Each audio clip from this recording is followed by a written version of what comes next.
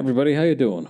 I'm Pabs, the Rising VTuber and an artist, and today we're going to keep working on page 11 that we started a little while ago. I don't know why. Hang on, I might need to relaunch PNG Tuber Plus.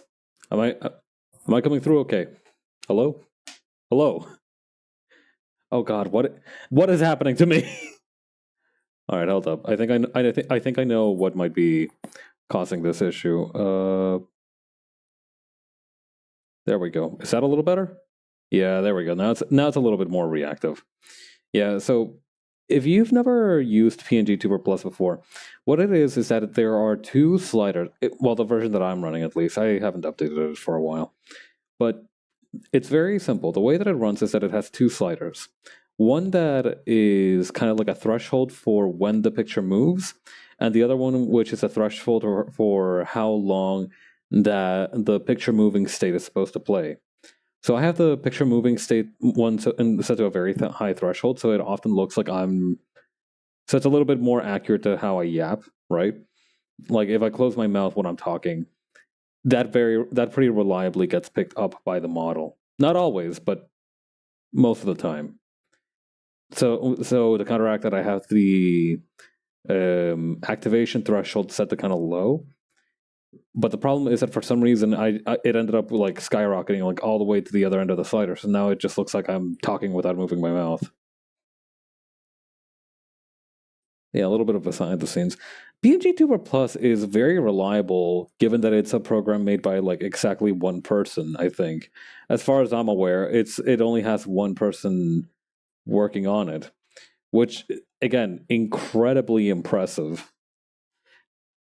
What they don't tell you about having to like the thing is, right? Very often people don't have the resources or wherewithal to get other people to help them with their projects, right? Like it's a little bit of a pride thing. It's a little bit of a convenience thing, right? Like if you're doing everything yourself, there's fewer people you need to wrangle, especially if you have like a very strong vision for it. But on the other hand, if you have more people on it, you have the very, very advantageous benefit of not having to do everything yourself. And it's kind of crazy. Like you have to make like a whole thing. That's a crazy thing about like ever making something yourself is that you have to make the whole thing from start to finish. Like art, like drawings like this, right? Those are a finished product. That's manageable. I've learned to do that, but the problem is that like if it's something much more complex, right? Like not to downplay art as a skill set, but you know, I have a lot of tools in place that help the experience be a lot less complex for me than say coding an entire program. Right? I'm not downplaying my skills. I'm kind of like power scaling them a little bit.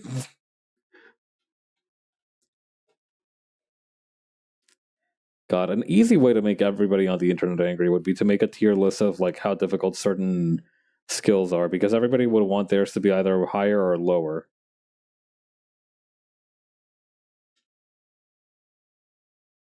What the hell? Oh, I see. It's this one then. Oh, this is the background one. Okay.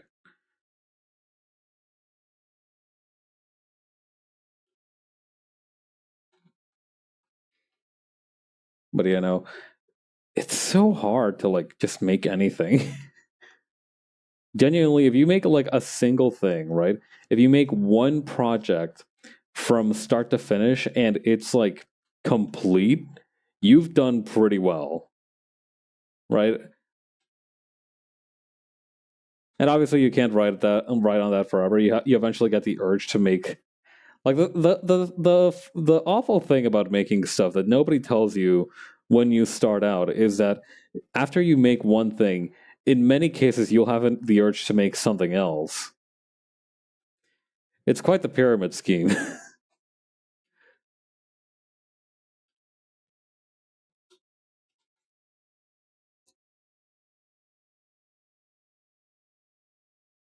In the end, though, I think I'm at my happiest when I'm making something, right? I don't know. I'd like to get more consistent in completing my projects. that's something that I would love to do, is that I would can just consistently, and it's going to be hard because that requires a lot of putting in the time, putting in like effort, and so it's definitely something that I'm going to have to learn. I don't know how applicable project management skills are when you're just like a one person team, but I reckon that they can't be too dissimilar.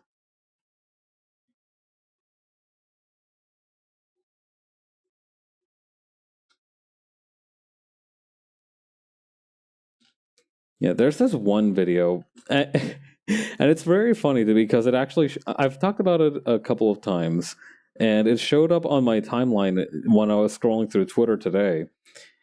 It's this video of a guy who worked on his graphic novel for approximately 13 years to make a novel.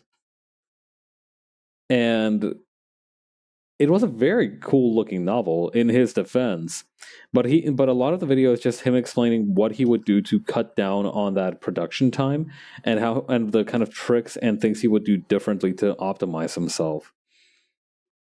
And that's awesome because, it's great that you can learn from other people's experiences, but at the same time, when I was a kid and I saw that, I realized just how long 13 years was, and it like gave me a little bit of an existential crisis, and I was very happy to see that didn't happen just to me. Like, the other person who watched that video also got like an existential crisis from it as a teenager. So I don't know, there's something there.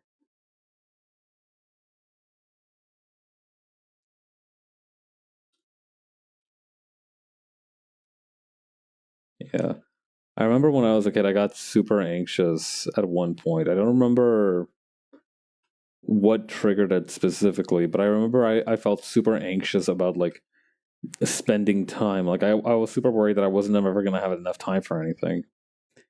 And obviously that never goes away, right? Like, that's kind of like something that we all wrestle with as mortal beings.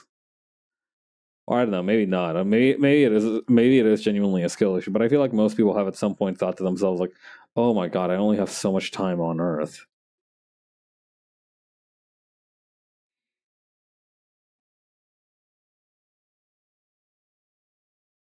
Eh, whatever. Dying with regrets cannot be that rare. That's like the main comfort that I take in it. That like most people, unless they live rather exceptional lives, will have at least some regrets when eventually it is their turn. So I guess I guess the main solace from that is that, if when you go to the next world, at least people will be able to sympathize with that. Like, could you imagine going into? I'm just imagining like a scenario where you would go past the pearly gates, and you'd talk to the first guy you'd see, and you'd be like, "Hey man, what are you in for?" And he's like, "Ah, yeah, I didn't manage to finish writing the great American novel." Oh yeah, what was yours going to be about? Oh well, I you see there was, and for some reason, like, they perfectly narrate. They You realize that this guy died like way before like Star Wars, and they accidentally but perfectly narrate the entire plot of Star Wars to you, and you don't have the heart to tell them that Star Wars is already an existing property with the exact same plot lines, better executed even. That was a Simpsons bit, right? Like, there was a Simpsons bit where I think the principal. I never watched The Simpsons, but I remember the principal was like, "Oh yeah, now that I've been let go from my position, I'm going to spend my time writing a novel." And he proceeds to describe the plot of Jurassic Park, and the guy running the counter at the store they're shopping in goes ballistic and dresses him down for not only essentially not even intentionally, but plagiarizing the plot of like one of the most famous intellectual properties of all time, but for doing it in a worse and more cringe way.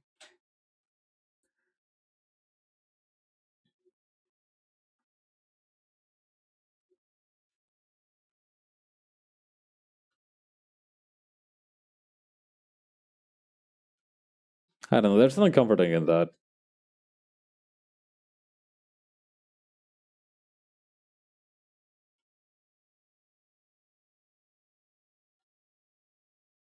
That got a little dark. What kind of like lighthearted topics can I talk about that I've been checking out recently? Oh, I've started. I was gonna say watching. Maybe that's not the most accurate word. Listening through Kenshi Yonezu's discography as a Vocaloid producer. So if you've never heard of Kenshi Yonezu, he's kind of hot shit in right now. Well, he's always been, but like right now specifically, his stocks are way up because just been killing it out there. Right? He made the opening theme for Chainsaw Man. He made the theme for like the ending theme for one of the final for the most recent Final Fantasy game. He did one of my favorite songs, Shinigami, which is being covered by a few people that I like listening to the voices of. So yeah, he's killing it out there. But I didn't know that he was like the guy who made Sand Planet, for example. I didn't know that that was him. I thought that was some different dude. Yeah, when he was producing Vocaloid music, he went under the name Hachi.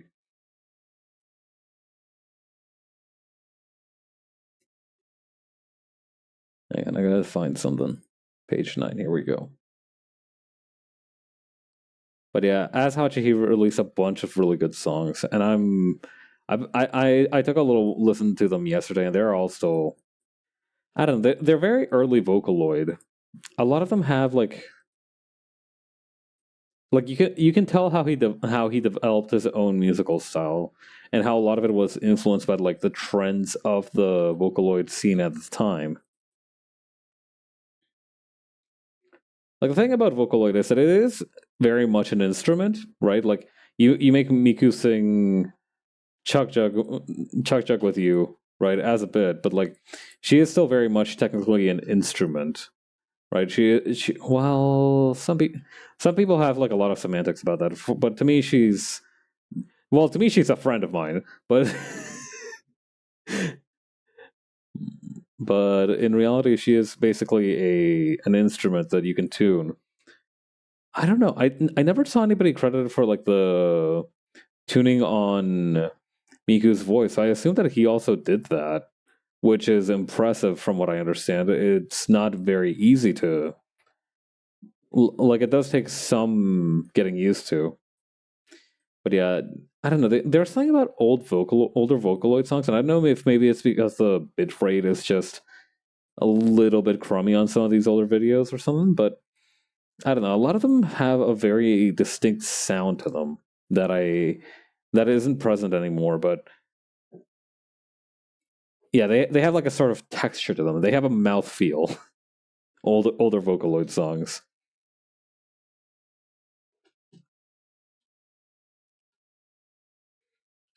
Yeah, and I also learned he was the guy who made Lemon, which is another really good song. But yeah, dude is crazy. He's been killing it out there.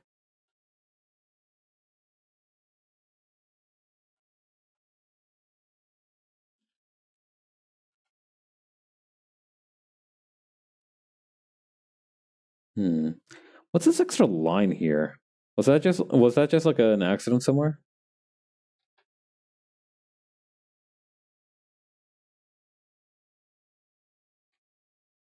Oh yeah. I've also upgraded Clip Studio Paint to the most recent version of it. Due to the plan, thankfully it only ran me like $40, which is a very good investment considering that I use this program like 10 hours a week minimum. Probably probably a little bit more, probably a little bit less sometimes. I use this program quite a bit, so I feel like $40 to get the most the best version of it is not something I would like to encourage, but certainly something that I'm fine with. I feel nervous saying that I'm fine with it because I feel like Celsius snipers are like wiretapping my stream, going like, so we can charge more. I would like to avoid that if possible.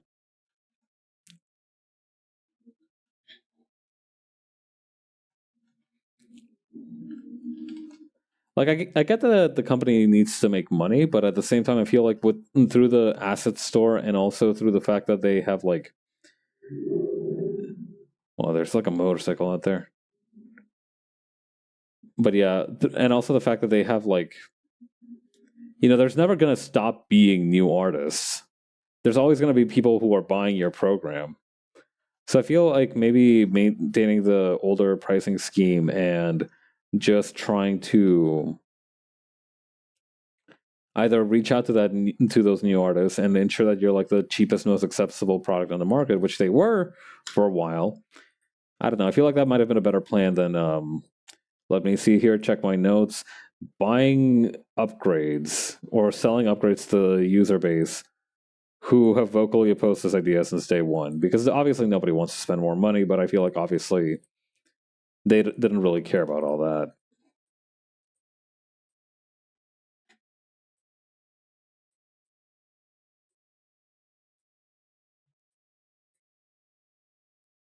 There we go. Hang on a minute. Let me just grab this, open this, bring this way up. Hold on, let me try that again. Whoops. Too much sauce. All right, let me try that one last time.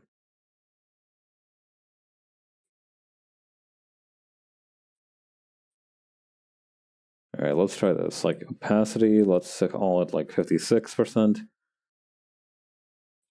And we can change around the color of it as we get more comfortable.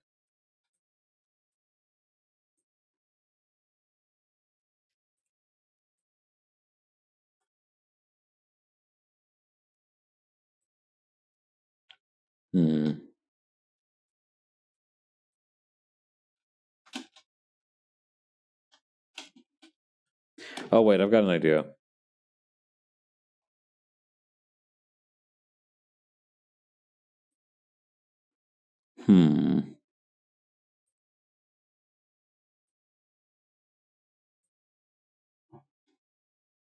Oh, wait, no. I hang on. The way I'm going about this is a little flawed. So originally I just wanted to do the opacity fill. Like I wanted to fill with like an opaque color. Or rather transparent color. You normally fill it with an opaque color. You want to fill it with a transparent color. And then hang on. Anyway, so the idea now is just to like make this like way more transparent, and that way we can. I don't know. I feel like that makes the. What if I'm trying to figure out how to make the everything about this much more noticeable.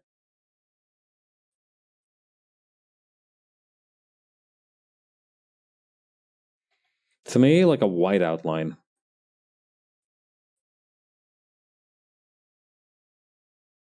And then maybe with this, we can kind of file off the edges, so to speak.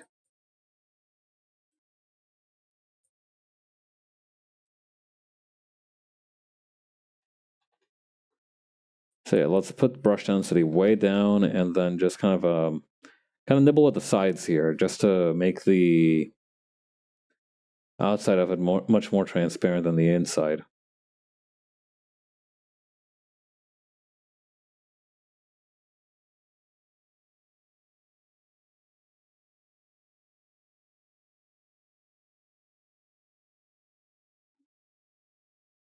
Nah, I feel like having the. Do we even need this? What if? Okay, hang on. I've got an idea. I'm gonna boost the brush size on this so it's a little bit thicker. And then I'm going to change this so that it's just pure white rather than like this kind of palish red.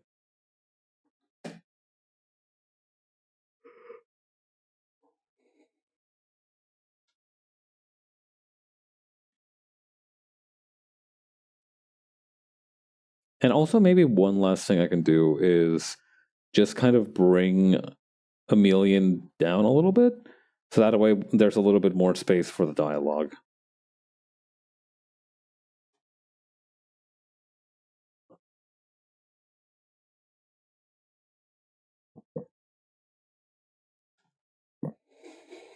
Hmm. I'm just gonna make the sky gray back here.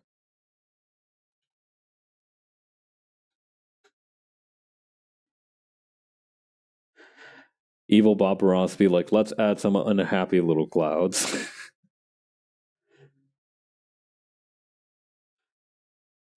I remember there was like this like Bob Ross renaissance for a little while.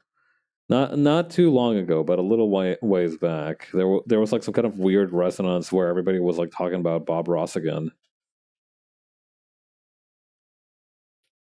Was it some kind of anniversary or something? I wonder.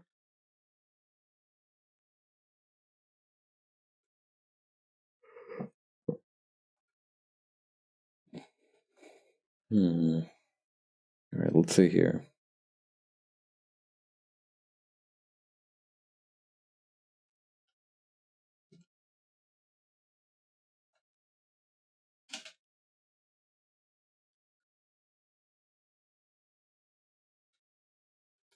Okay, grab a ratios color, put it here.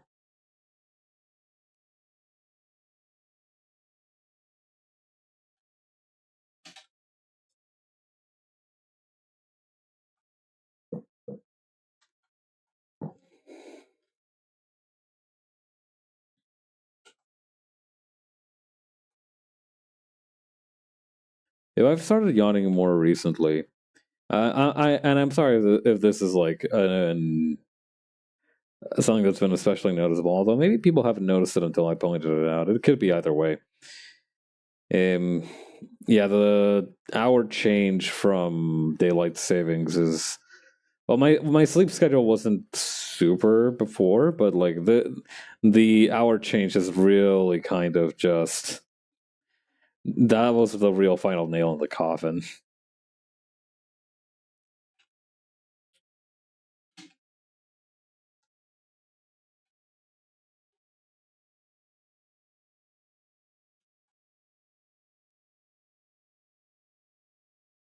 I'm not gonna be able to rest for a few days, but like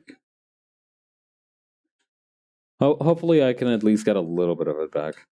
So ideally, what I'd like to do is I would like to just sleep in, but um, that's not really a viable solution as a productive member of society. I forgot Horatio's horn in this panel. All right, let's see. It's like, whoa, that is very thick as far as the lines go. Maybe let's tone that down a little bit.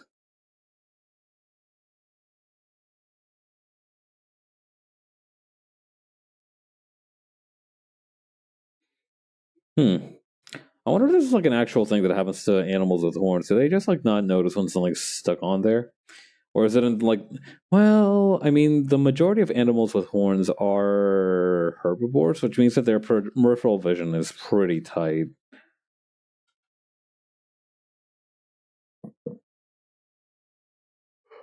I don't know. Maybe they do know when something's stuck on there, but maybe they can't do anything on account of not having opposable thumbs. Like a bunch of chumps.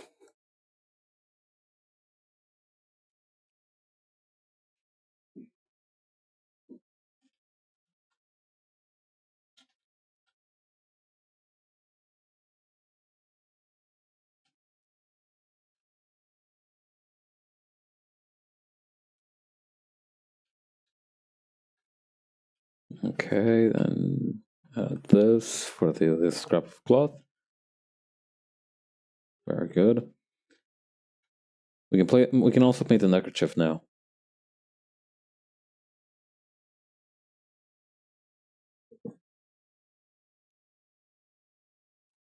And the nails. I don't know. The nails on Erasure are really cute. I feel like they really add something to him trying to like catch the memory device, the data storage device.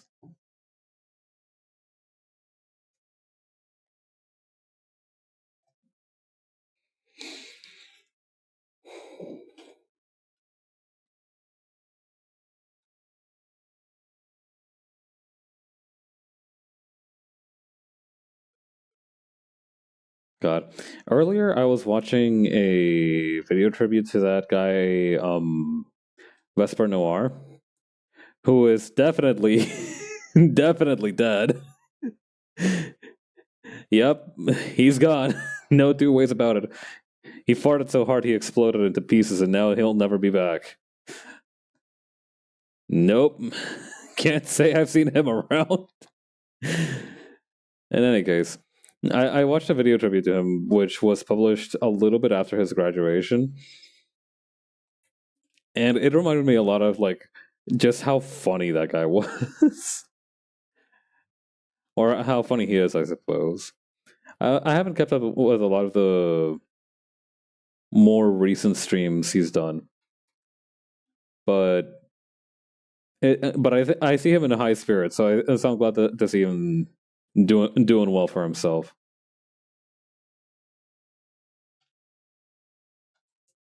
I was worried for a second that I was tripping and I wasn't able to remember how the structure of the cane was, but no, it just looks weird from this angle.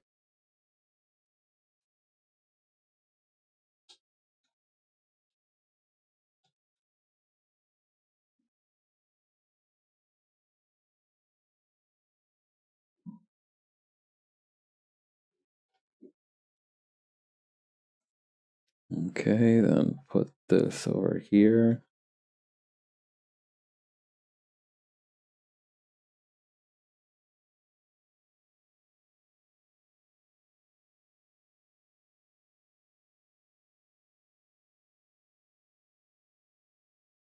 This would have been a fun little thing to make a 3D model of.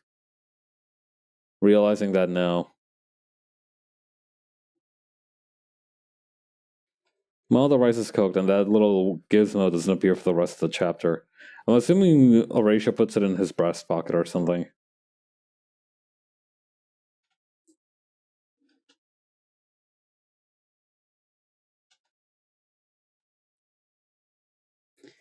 God, it's crazy how I haven't seen the ship that I designed and built in 3D for like 6 months.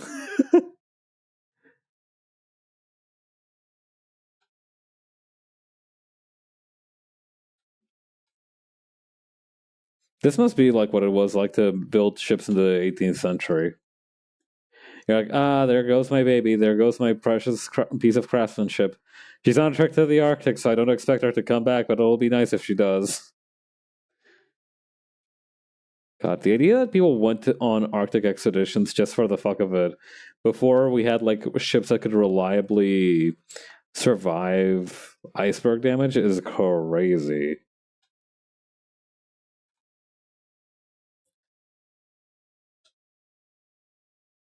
Like, obviously, ice is still a pretty dangerous element, famously sinking a so-called unsinkable ship, and also technically a submarine by by through the lens of cause and effect. But it's quite impressive that they had the courage to do that. Granted, 90% of the time it didn't work out well for them, but hey, that's life sometimes. Nothing you can do about it.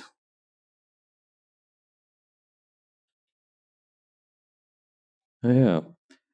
I recently learned about this urban development that's going on in Vancouver, I believe, where some of the indigenous peoples around the area got their land back, and in a shock to literally 90% of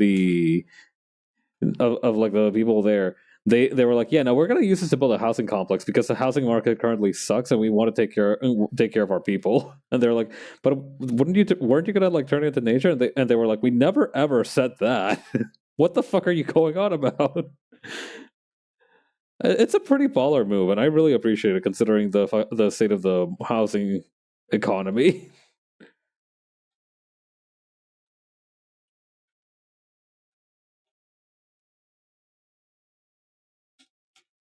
I don't know. It's always exciting when a project like this pops up because a lot of people I feel like don't have a clear vision for like what a land back future is like. So I feel like having these concrete examples is going to make it much easier for people to kind of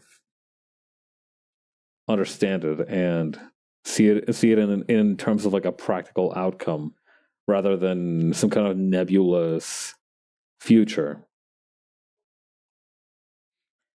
Granted, the conditions of it won't be able to be replicated everywhere. Hey, Jupiter, welcome, welcome. How was your stream? Great work out there. Hang on, let me shout out Catastrophe Jupiter. Yeah, there you go. Yeah, you were playing some horror game demos, right? Did you have fun? As always, if you're feeling tuckered out from streaming, feel free to truck along. But if you want to stay by and chat, always appreciated. Multiverse of Jupes Unleashed. Talk to an evil bucket. Yo, there was Tool. Tool was present.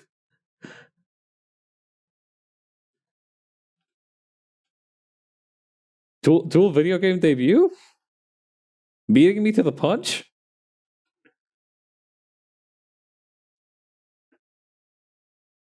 Huh. Why are my captions so slow today? Look at that. It's kind of it. Hang on. Is my CPU struggling? What's wrong with my captions? Yeah, secret tool. God. How fucking terrifying would it be if you were playing a video game and very slowly but surely you started to recognize that everything in the game was like a reference to either your lore or like something you've done in your streaming career, and you're like a streamer with like 5 viewers. Yeah, first do now this. God. I should finish reading Dune at some point. It seemed like a decent. It seemed like it's, well, obviously it's a pretty good book, but I don't know. I feel like I didn't take enough time with it when I still had it. Come to think of it, both me and Tool have our fair share of disguises. I have all my props, and Tool can just kind of blend in. Tool just has a sort of presence into them. Yeah, Jupiter lore references time to get scared. That's true because your lore is rather inscrutable. Or maybe I just have problems following it, but you've been very good at like maintaining a sort of mystique to it.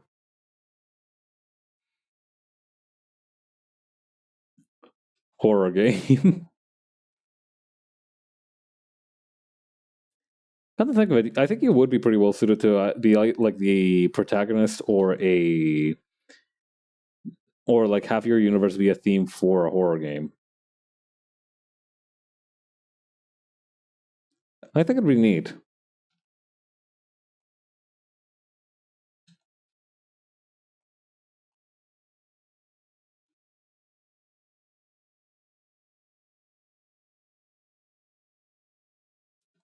Let's see.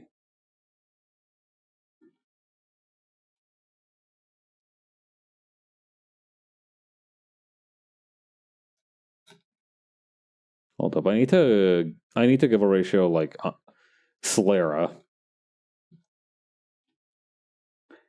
Streaming the Dread X collection, which is 10 games developed in 7 days, are supposed to be PT for the various dev teams' projects. Interesting. That's like a good time. Out of all of them, which one have you been digging the most, do you think? Like which one is so far as like you being like, oh yeah, this is this thing rips. Or wait, is this the same collection as like waiting for Big Light or something? Because if it is, I think that one was like your top A lister for that collection, I believe.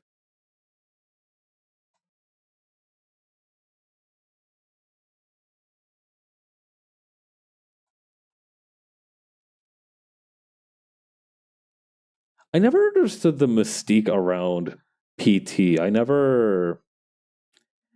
Oh, Haunted. Okay, so wait until Big Light is Haunted PS1's project. I see.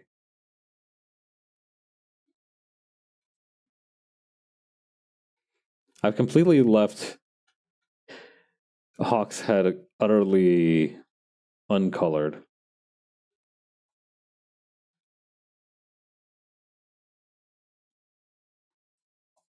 Let's fix that.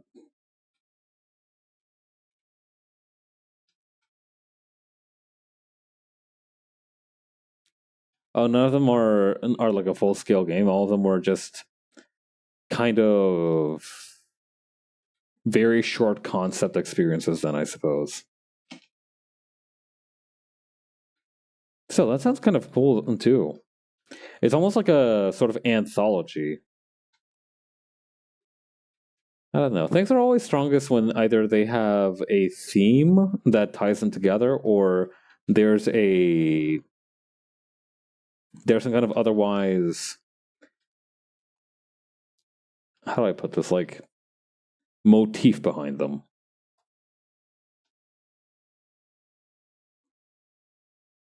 Demon Anthology the Thursday.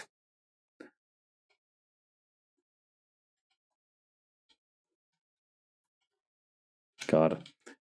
I'm kind of imagining in my mind's eye some kind of magical sorceress, whatever VTuber, who just has each day of the week named after like a specific school of magic, like Thaumaturgy Thursday.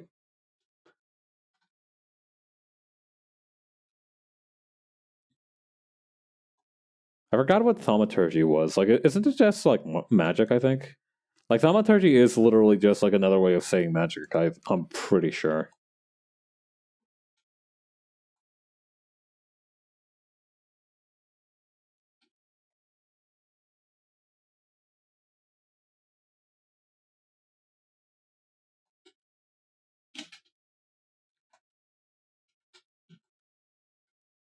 God, I remember when I was a kid, I was like interested in like including demons in stuff for like OCs and whatnot, right? Like I wanted to have like some of the bad guy OCs be like references to demons. So naturally, I did what any ordinary young man would do, and I like sifted through the Wikipedia article for the Ars Goetia or like the Book of Demons and whatnot. What would the Pabs game be? Probably like an almost like hmm. I like Hand of Doom from Dread You can cast spells with a combination of inputs, in this case words. Oh, that sounds sick. That actually does sound really cool. What would the Pabs game be? I've always thought of it as being like almost like a platformer. I don't know. I feel like for some reason some kind of 3D platformer would be interesting due to just how I'm animated and from how I can like throw around my bag of rice.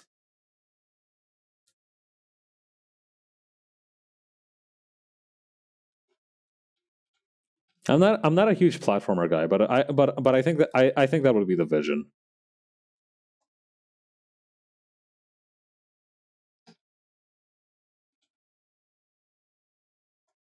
All right, I think we finished up flats for this page. I am 90% sure. I might be missing something, but even then, I don't know what I might be missing. So I might as well just move on. I think in this case, we might as well finish the shading for page 9. The true experience of flingable bag of rice. It's just some Banjo Kazooie type shit where the main character, where the actual main character of the game finds me, and they just throw around my bag of rice like some kind of prop.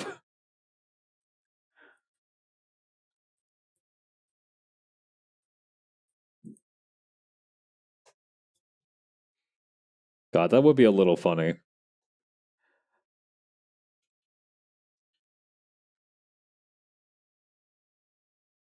How's a hi, Kaiju?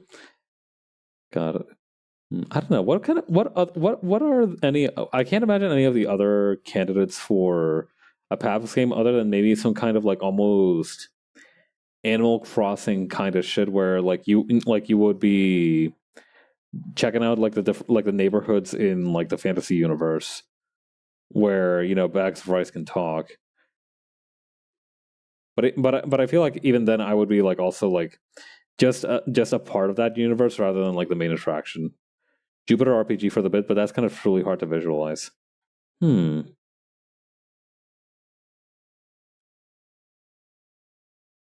Yeah, I can see what you mean. I don't think it didn't click for me right away either.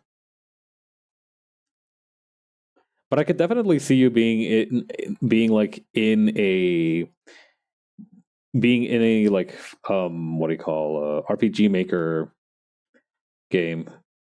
I don't know. The cool thing about RPG Maker, I don't know. Like I feel like a lot of the people in kind of like the circles we run in are kind of suited to being like RPG Maker game like secret bosses or something. I keep joking that I accidentally share a lot of similarities with Sans Undertale, and one of them is that I thought that I would make a pretty decent super boss in like a joke super boss in an RPG Maker game. Unlockable character like V Jupiter, a crusty PNG of Raph, V Smek, and an actual corgi with a label that says Butch and etc. throwing around the rice. Yeah, everybody gets a turn chucking me.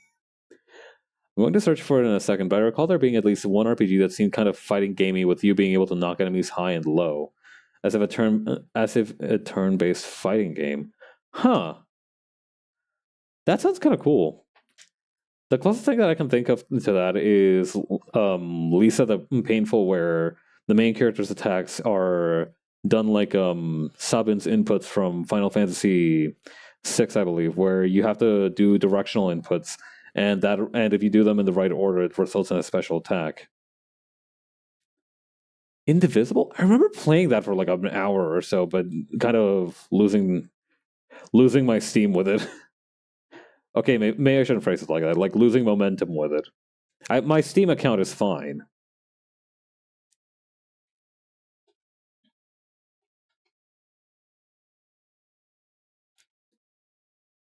Turn-based fighting game. The only other one that I can think of is Your Only Move is Hustle, which is a really good fighting game, which I am awful at, but who am I kidding? I suck at most fighting games, but I have fun with them anyway. Listen, I've long since accepted that I'm never going to be an actual contender for fighting games. I just want to do some ridiculous shit in there now.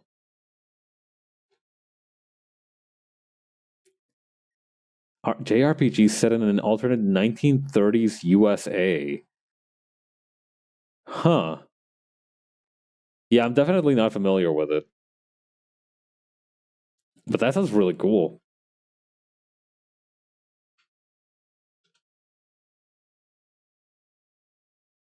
Yeah.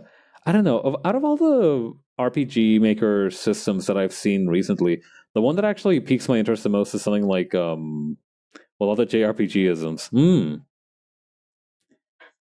Definitely an interesting era to pick because that's like a little bit after the first one, the first big war, I think. About a decade before the second big one. But yeah, I think out of all the combat systems, or like at least the combat gameplay loops that I've seen so far, the one that's most intriguing to me, one that really caught my attention recently, is that one from Fear and Hunger, which is a very brutal RPG Maker dungeon game. Well, the first one is. The second one I said is like in like a more open world city. I've been watching this guy called Randon, another VTuber, play it, and I don't know. He makes the experience very fun because it's very hard to like to be like distressed by all the gross stuff happening in the game. Like I said, it's a very brutal game, but it's also very fascinating and has a lot of good world building. And that's also set during like a fantastic World War II, except instead of Nazi Germany, it's like Germany, but it has magic.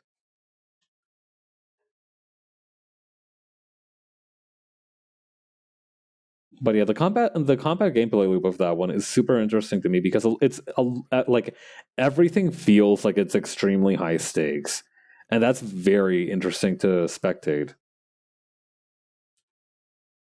I reckon it must be pretty tense as a what do you call gameplay experience, but as a spectator sport, so to speak.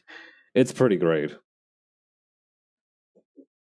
Found Valkyria Chronicles, that's set in early World War II. That's literally the game you're talking about. Wait, Valkyria Chronicles. Okay, Shadow Hearts. Let me look that up real quick. Shadow Hearts.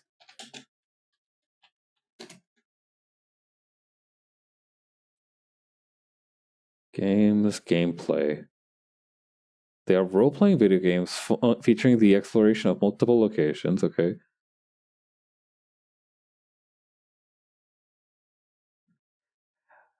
Representative blah blah. Huh. Wait. So how many fucking RPG games are set in the like 1930s U.S.?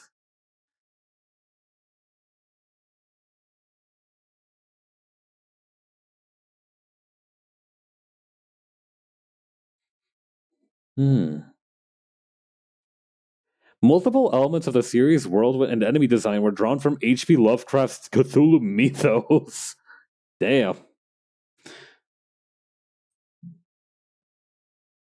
Interesting. Okay, that's cool. God, it's always so cool whenever a JRPG and whatnot features shit from like H.R. Geiger or like the Cthulhu mythos and stuff like that. I remember reading about and watching a video about this one called Baroque, which is a very fascinating game. I highly recommend you like look at a gameplay video of it blind because it's super weird, but it's quite fascinating.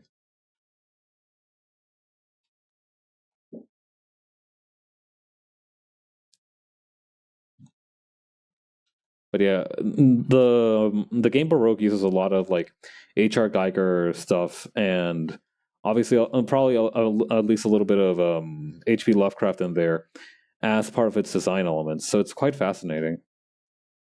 Oh yeah, you know the one I'm talking about, the kind of like rogue like, right? Ragnarok's covered it. Yeah, no. I really liked Baroque's world building and kind of vibe.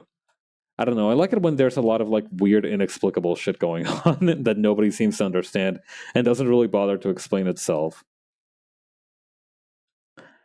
That was like one of the few highlights of playing through Killer 7 because while I understood literally nothing about what any of the characters were yapping about, it was all very compelling. And I think that's the key word there. It's strange and like mysterious, but it's also quite compelling. Like instead of like you're not just like, oh ew, what is that? You're like, oh, what the hell is that? Like it's like you want to know more about it, and it's super interesting.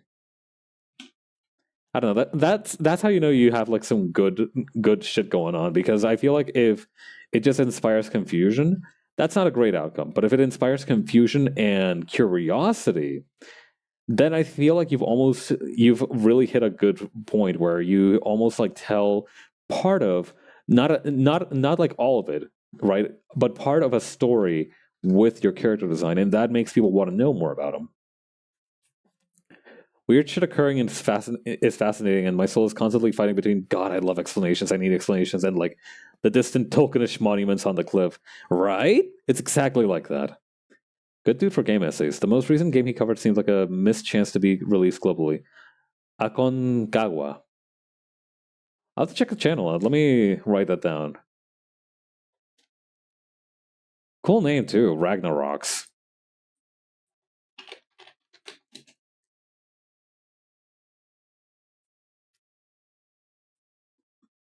Yo, I opened up my YouTube and Creepy Nuts has a first take. You know? Do you know the channel The First Take? The one that does like it invites artists to record another version of their good hits. There's one of those for Bling Bang Bang Born. I think Dungeon Meshi does that decently, but its explanations are so good that a lot of the distant monument stuff does get a little lost. Hmm. I don't know. I feel like Dungeon Meshi's strength is that it doesn't like while it explains things and you feel like there's a science behind them, it's still like vague enough that you're like, oh wow, that's some weird shit. Like it doesn't introduce like a particularly hard magic system, and it doesn't try to like take away the magic. Or I think the strength of Dungeon Meshi's magic system is that it's never used to like. Well, it's rarely, if ever, used to just be like, oh yeah, that's why we can do this, right? It's like it explains stuff about the world, but it's not just like a convenient justification for the characters being able to move the plot forward. I could say as a joke that since in Lord, the planet I live on looks like Dragon Ball E, that the Jupiter Games is clearly a Xenoverse or something.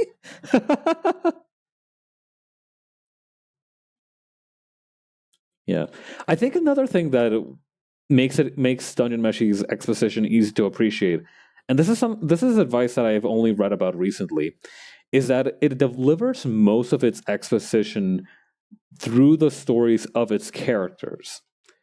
So rather than being just like, oh yeah, our society values this and that, instead it gives like a small vignette about like, oh hey, Marcial is this is like what Marcial's culture views as interesting through a short little vignette about her and Fallen.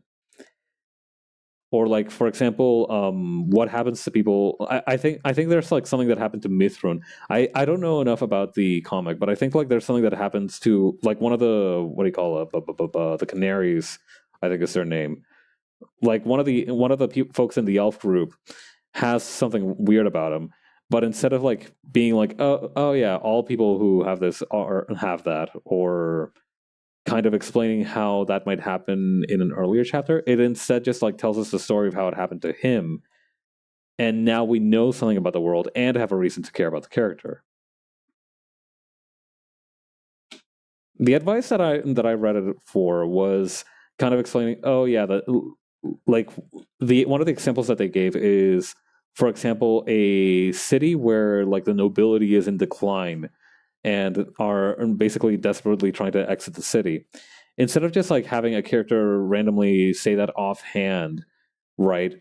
What you could do is that you could have like a member of the nobility, like a person in fine dress clothing, very clearly bum rushing their way out of the city on a cart with horses, like going like yeah, yeah, and you can tell that like they've got like half their shit in a cart, half their shit kind of like falling off the cart.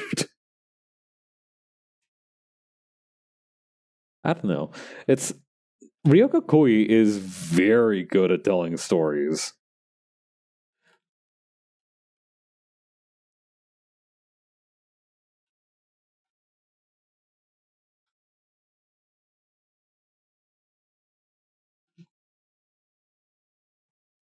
I was about to say something like there's no wrong way to tell a story, but sometimes there is. And what you need to do is you need to just find a way to make it engaging for you to make the story and for the people to read the story. And I think that's how you find your own kind of happiness.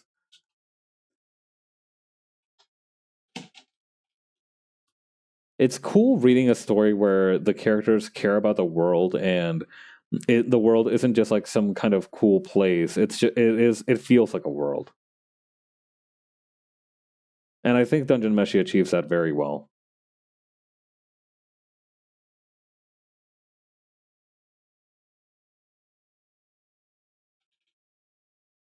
I should tap into the anime at some point. I haven't seen decent anime in a long time.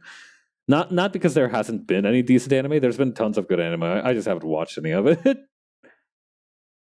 Yeah, it's a world, and they're interested about things in it. I think that that's also a really good strength of like Lyos being like a dude who's like a little bit of a pervert about monsters. Because I feel like when they do that, it also gives a convenient reason to have some exposition about the monsters. Like his excitement and interest in the monsters kind of is a little bit contagious to you as a reader. I don't know how the thing with things like this is that I don't know if it's just like a byproduct of really good character writing or if it was made this way from the beginning. Like, oh, I want to make this a story about eating monsters. Maybe I should have some dude who's a little freak about monsters to kind of like push the cart along, so to speak. Me and you, I stopped paying attention to currently airing anime. Yeah, listen, the way it goes is that somebody tells me some anime in whatever season.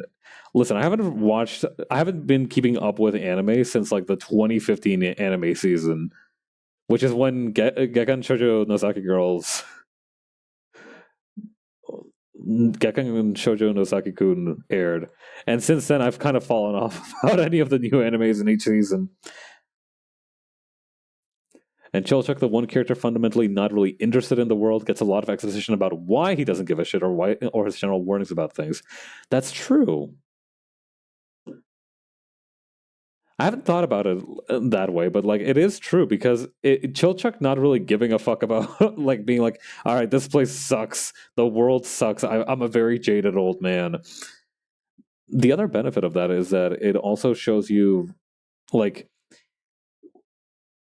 it's good to have a cynical character because then it also grounds the story really well in a way that's not just like, oh, it's not actually like this. There's actually like some kind of fucked up twist.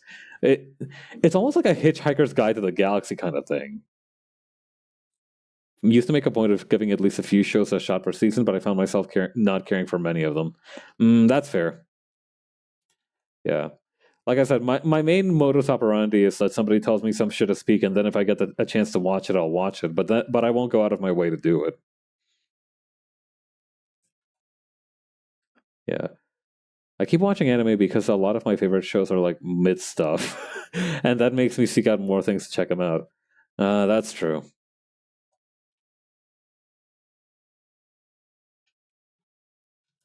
I don't know. There's something to be said for like 7 out of 10 shows, or like solid 5 out of 10 shows. Exploration gimmick no longer applied to cartoons. I will fight for my life in the gamer minds instead. Godspeed, soldier. I do have to personally thank you for being in the gamer minds because through you I learned about like mysteries under Lake Ophelia and Fatum Batula, and those have been some pretty fucking good games. You're gonna need to separate the address that you just posted for your bid into two parts. I'm sorry.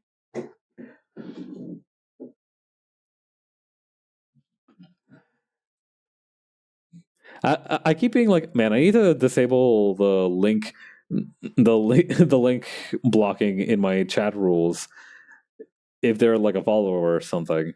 But then like the angel on my shoulder is like, no, that's the devil talking. You need to I'm sorry, but you need to be a hater this time. Itch.io. Hoorah!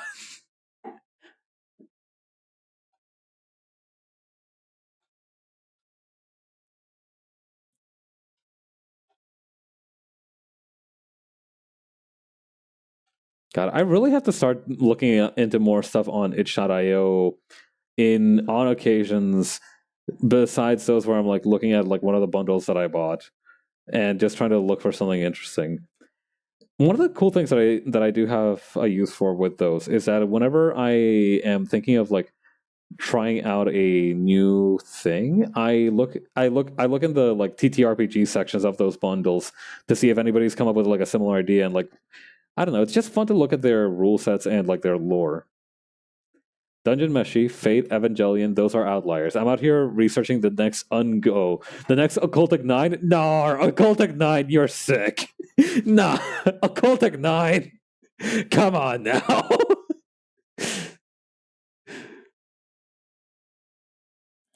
Itch.io is pretty much my only source for video games at the moment. It is pretty decent. It is good to have.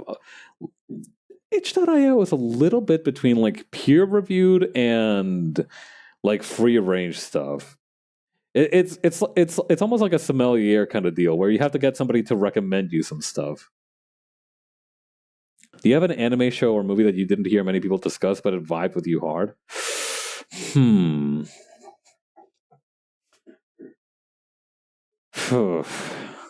Let me think.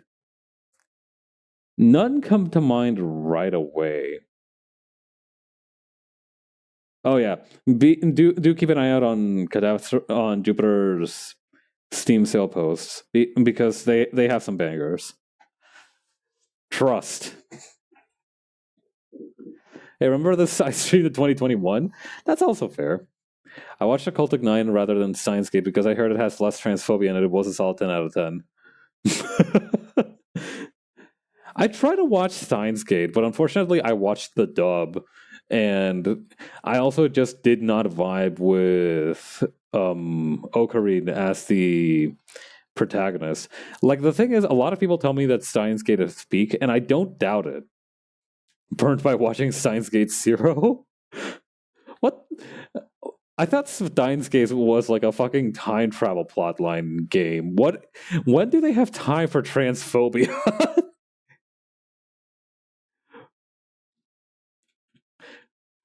Like these motherfuckers should be killing Hitler. Why are you fucking around with transphobia? Why are you not assassinating Richard Nixon? I heard they have time for it. Okay, that's pretty funny. I'm sorry. That got me good. They should have still assassinated Richard Nixon. Just saying. I'm allowed to say that, right? That's not against COS to say. That guy's already dead. I can't be blamed for that.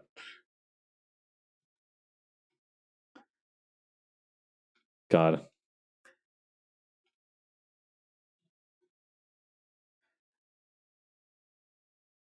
The guy who assassinated Shinzo Abe was actually Okarun with a doohickey.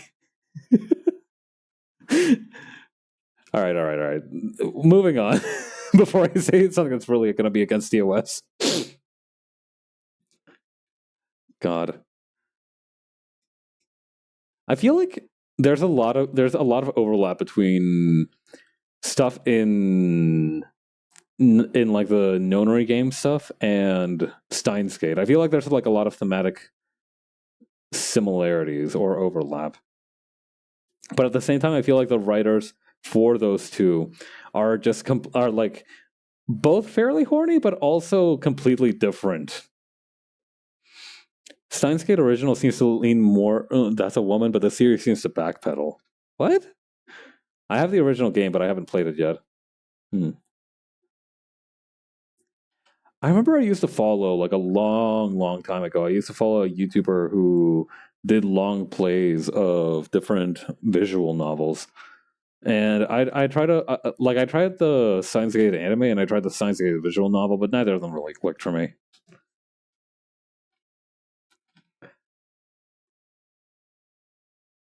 Not to mention, I can't read any new light novels until I fucking finish Umi Neko, and who knows when that'll happen.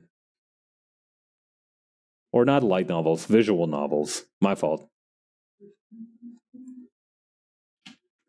Planet with Boogie Pop Phantom, Bubblegum Crisis Tokyo 2040, and Ungo are genuine recommendations. That's something that seems mid and amazing. Huh. Boogie Pop Phantom sounds fun. Let me get a look. Let me get a gander at that.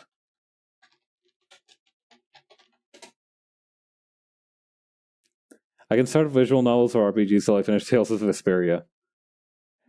Yo, this kid got that shit on. Hold up. Rate my fucking fit.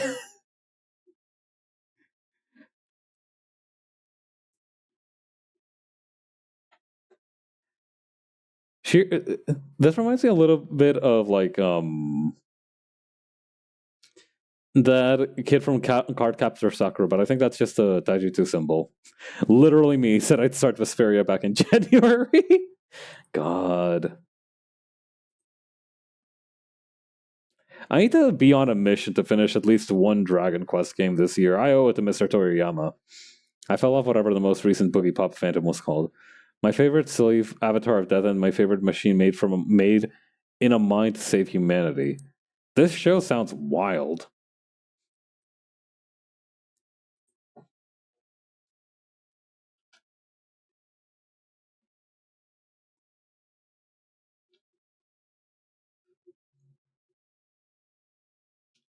Okay, is that everything? What do I need to shade anything else? I think I've got everything. I need to shade Hawk's helmet. I'm a fool. The recent Boogie Pop and others, I've tried to watch it, but I quit Boogie Pop and others like 5 times over the past 3 years because I just watch an episode and go, it's not Phantom. I don't know. I feel like sometimes when a character or sometimes a character in the show dies and you lose interest in it because you don't see the character anymore. And sometimes it is the spirit of the show itself that dies. I don't know. That's a little bit what happened to me with season 2 of Blockade Battlefront. I season 1 absolute peak. Season 2 was okay. It was adequate. There was definitely some stuff in there that just didn't. I don't know. Maybe the jokes didn't hit, or maybe the world building wasn't as interesting to me in the second season around. But season 1, oh baby. Sometimes the spirit of the show was extremely January of the year 2000, and you can't really get that back in the 2010s. Yeah.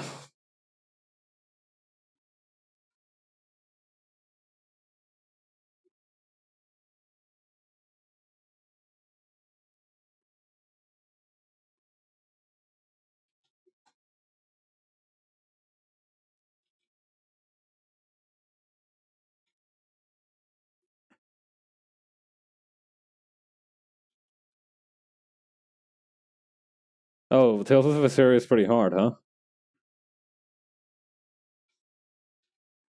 Is the Tales of game that one where like somebody took do all Tales games play like Vesperia does? I've never played a Tales game before, so I couldn't really say. Hmm. I remember there was this one gameplay video of this one guy who kept attacking and being like Demon Fang in like a very mid 2000s anime dub voice. Like this guy sounded a little bit like Johnny Young Bosch. And then he leveled up and apparently he unlocked a new skill and he was like, I must be a genius. And then he just went double Demon Fang and just did the same shit twice. That's the funny. That was like some of the funniest stuff ever.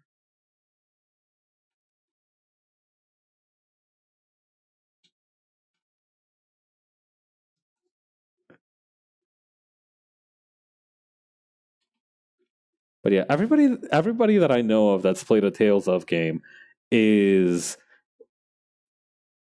is like a huge fan of it and like recommends you play a Tales of game immediately.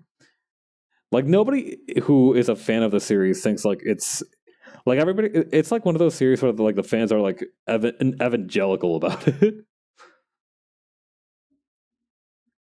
It's probably just hard to me. I'm not good at reaction times. Oh, so it's like a live action game, not like turn based combat. God, I understand that.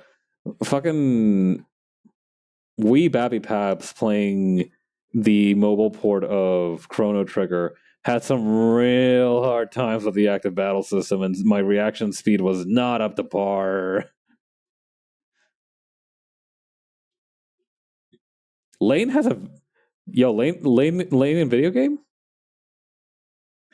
Yeah, there was a mobile port of Chrono Trigger. There's a mobile port of a bunch of like SNES, NES era games for mobile.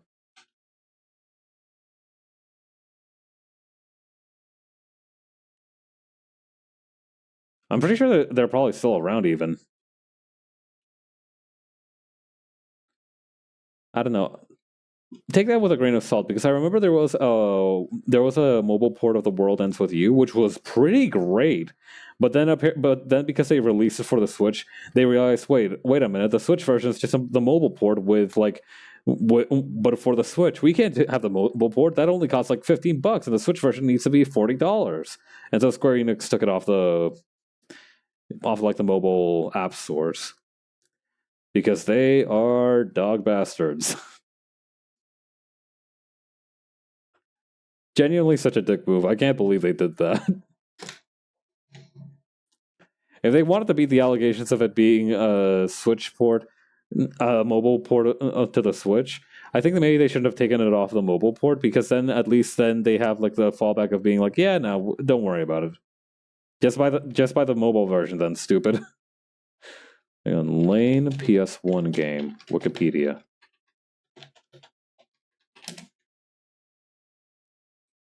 Serial Experiments Lane video game in between parentheses. Make me sad. Yeah, that's what the internet does to me too, dude.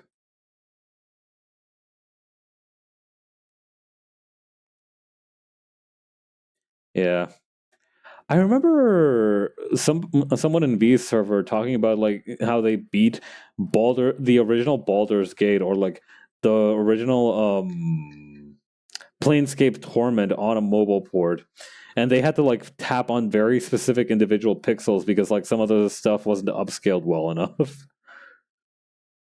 It is a largely dialogue-centric, differing from traditional video game structures. Throughout the game, the player, in the role of the therapist, unlocks pieces of information and multimedia with the assistance of the source material's protagonist, Lane Iwakura, to explore her mental state. Lane's therapy sessions, her diary, notes from her therapist, and video segments are all part of the material.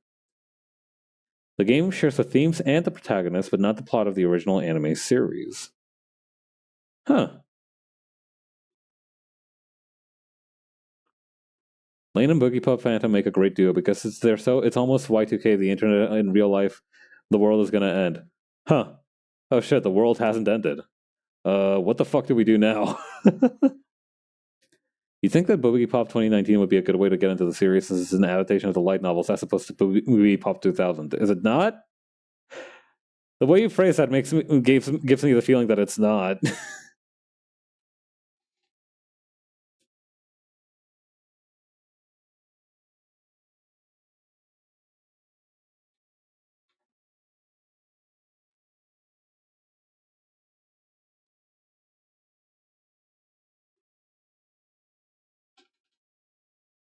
Hmm. Come to think of it, the most recent modern incarnation of that fear is probably, I remember there was like an anime called Deno Coil, which also tackled like the idea of like um online versus offline, but I never ended up watching it.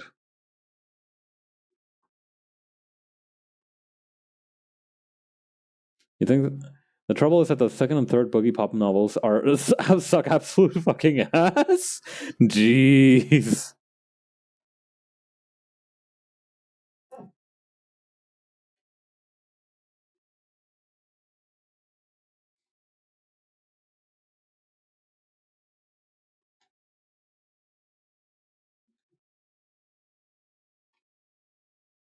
Brave Storyers.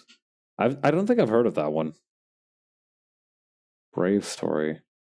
Yeah, that's not ringing a bell.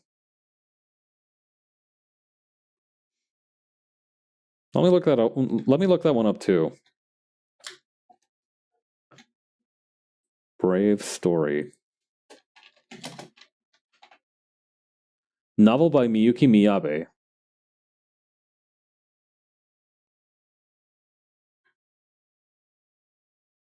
Brave Story New Traveler. Oh. This looks so charming. Hang on. Oh, this is a very crunchy JPEG, but check this out. It counts as an isekai, but I promise it's before the big boom. I trust your promise. Let's see.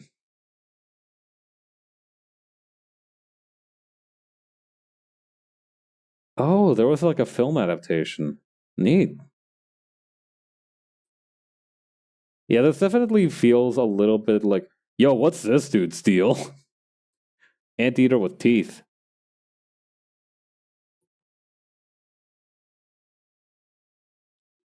That's a cover I personally experienced. That's so cool. Yo, I always love it when Wikipedia articles have a cover that you recognize, because I ended up, when I was a kid, I ended up getting a lot of books which had like alternate covers, so it was very either non-standard or like covers which didn't really fit the original. So whenever I saw one that I recognized on like a Wikipedia page, I was like, "Oh, cool!"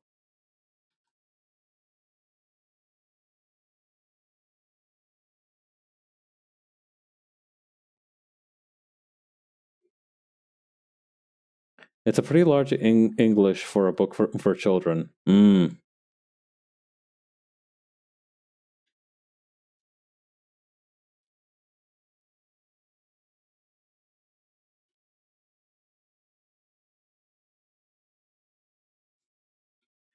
God, I just imagine some dude being like, dude, this is the infinite jest for children. And as like a description of their book. Also, I am going to run a 30-second ad, so plug your ears for about that length of time and duck your heads.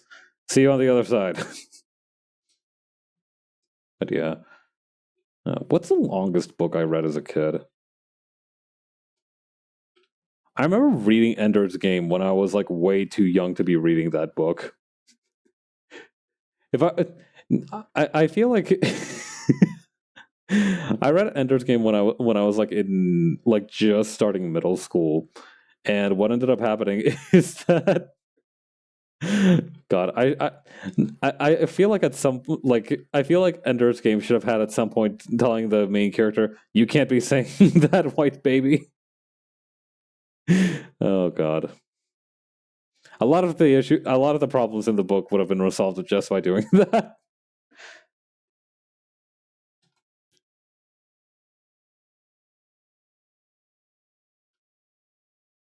Good book though, and at least it was compelling.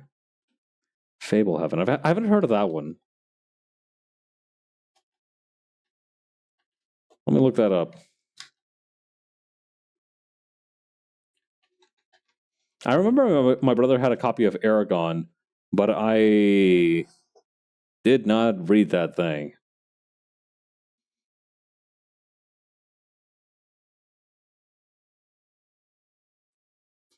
Grandma Sorensen is mysteriously missing.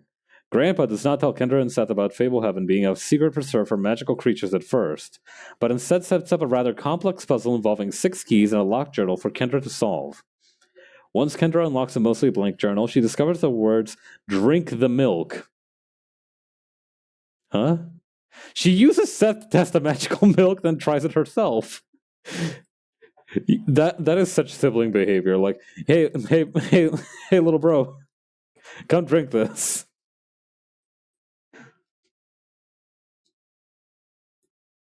Not really necessary as somebody who read Aragon's series. Hmm. Yeah, I don't know. I think I felt like I was missing out because I just really liked dragons.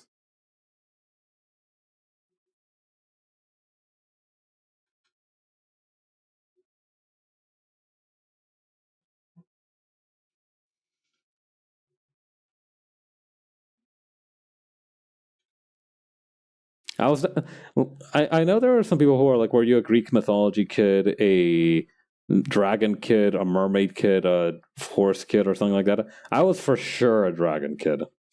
I love those beasts.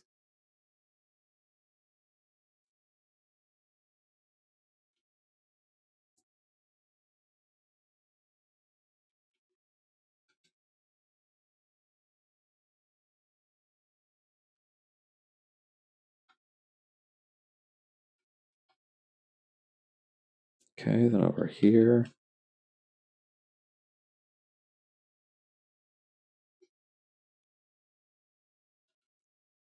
And actually, we can probably do a little bit of the color here. There we go.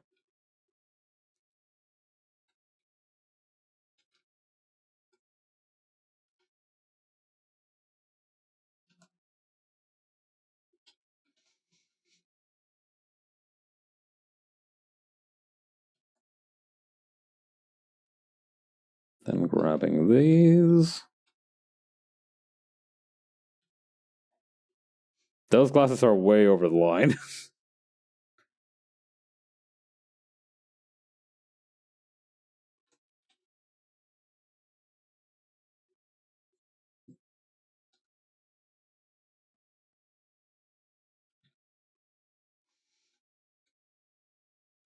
Do I have any shadows for Hawk's hands? I don't think I do.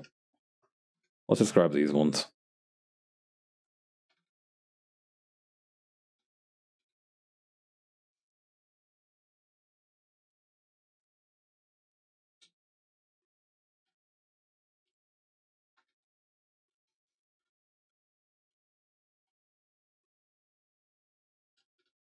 Okay, then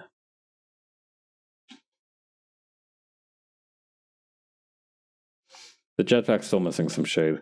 And also the hand grenades.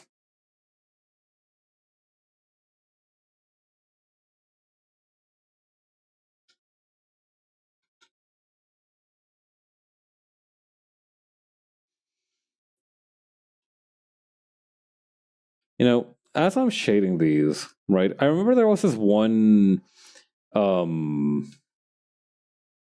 this one like note about like the about Saiyan power-ups, right? So like Super Saiyan was part like the distinctive yellow hair of the Super Saiyan was uh, because Akira Toriyama didn't want to keep having to fill in Goku's full black hair every single page. And so he gave him the white hair because it was, you just leave the area blank. And I wonder, like,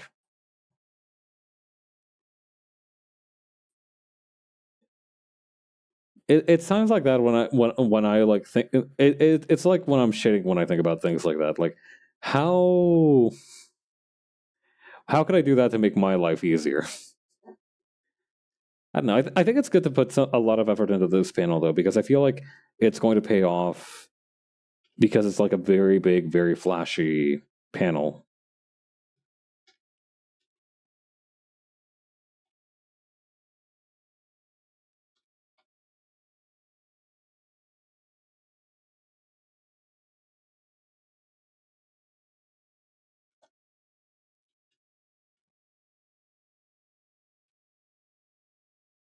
But yeah, Akira Toriyama was so real for that.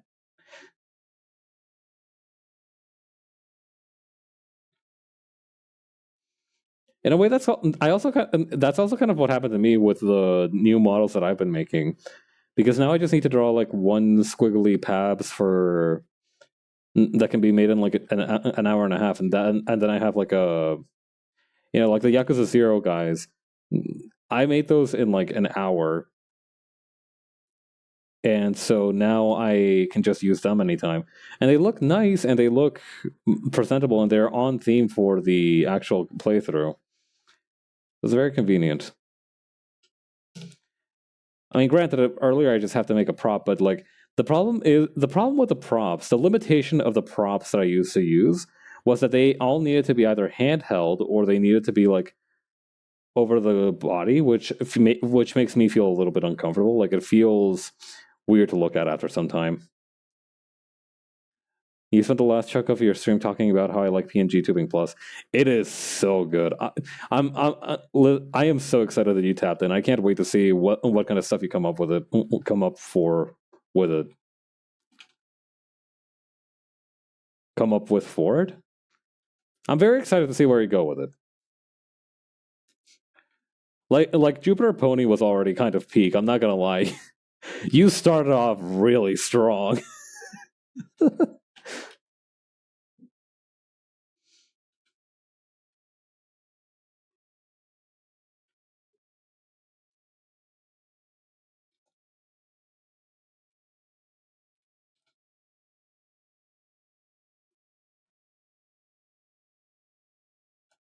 But yeah, no, I am a little bit of an evangelist for PNG Tuber Plus because it did make my life just so much easier. And that actually, come to think of it, now that the Clipsia Paint update has the ability to import, like, okay, so recently, I keep saying I'm not going to make the horse a serious thing, but the temptation, it can be. Listen, the horse can be a sometimes thing, right? Like you don't need to hard commit to it, but if sometimes when you feel like it as a special treat, as a special little something, why not whip it out? Why not? It's your house. You make the rules.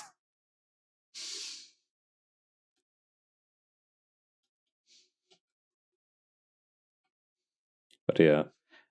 But like I said, with the fact that now you can... Okay, so recently the Clip Studio Paint update for version 3.0 dropped. That's what I'm drawing on right now. I bought it before stream and I installed it before stream. Now I can make transparent GIFs. I have...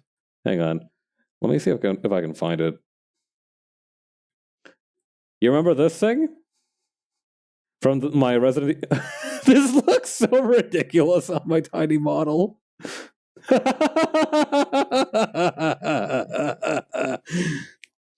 B's replies like 3D model can make many PNGs, Tuber. Yeah. Yes, that's where I'm going with this because CSP can now import VRM models as part of like a 3D suite. Like now you can just get VRM models in the VRoid models into Clip Studio Paint to pose with if you have version 3.0. And like I'm really hoping that that'll give somebody the opportunity to like get more people to make like a PNG Tuber Plus version, if not like variant of their own V2 persona.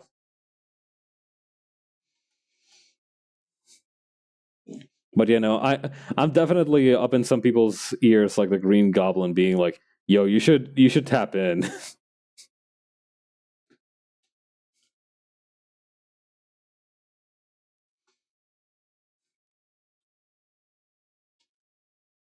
I'm cheap. I'll post a model in studio.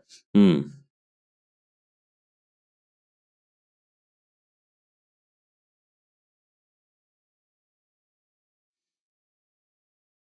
But yeah, I remember that there was a fairly recent, maybe not all that recent anymore. It might have been a couple months ago now. Update to Vroid that had that had some interesting stuff.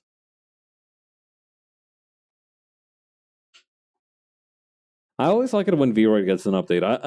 I'm not a big user of it myself. I wasn't a little bit of a spree with it when I first discovered it, but I always appreciate it making itself more accessible. Being able to save poses, something like that. Yeah, I think that might have been it.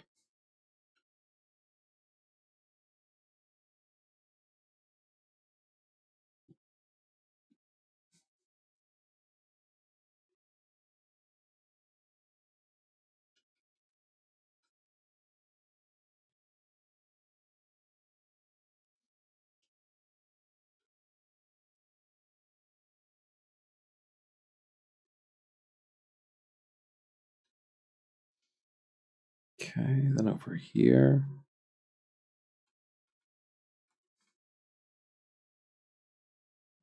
God, it's crazy that I also had a Vroid model for like approximately 30 minutes one time. It's really funny because that was back when I was in my old kind of underpowered computer. And let me tell you, my computer did not like running VC Face and my streaming software of choice at the same time. It did not appreciate that shit at all.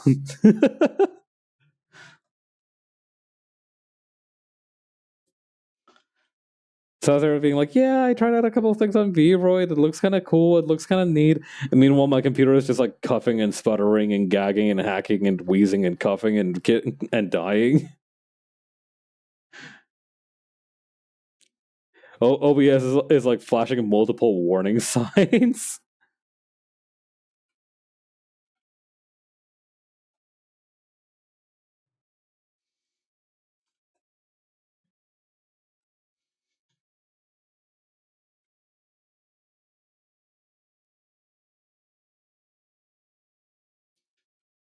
Being able to like invest in a decent computer for streaming really just has been the one of the best things that I've done for myself because genuinely it's been so useful for a bunch of other stuff, like not even related to streaming. It's just very handy to have a decent computer setup given my interests. Throw PNG Tuber Plus at all your problems. Not all of them, but because my horse head spins demonically sometimes if I'm doing too much.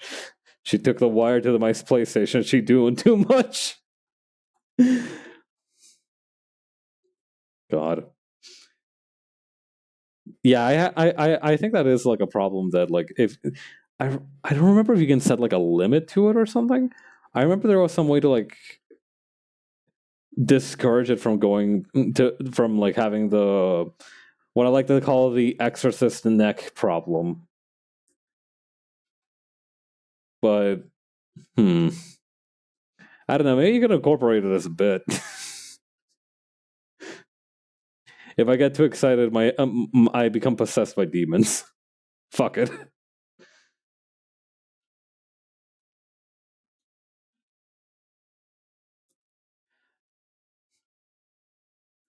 Going owl mode to enter the gamer equivalent of Ultra Instinct.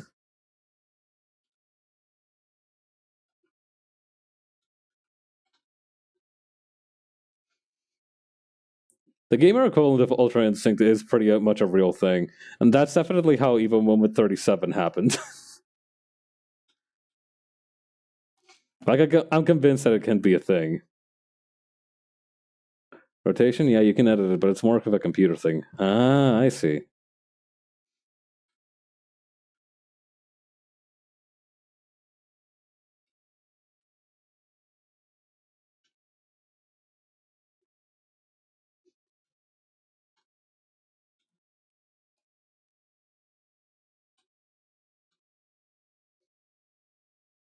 Okay. Over here.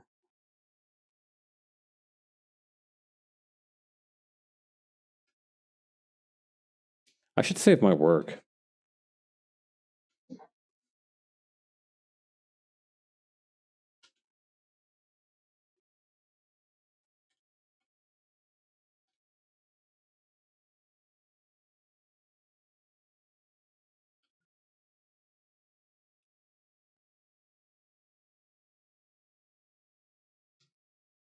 Okay, add this. Almost done. I think from here we just need to shade the wooden handles and the rest of the grenade.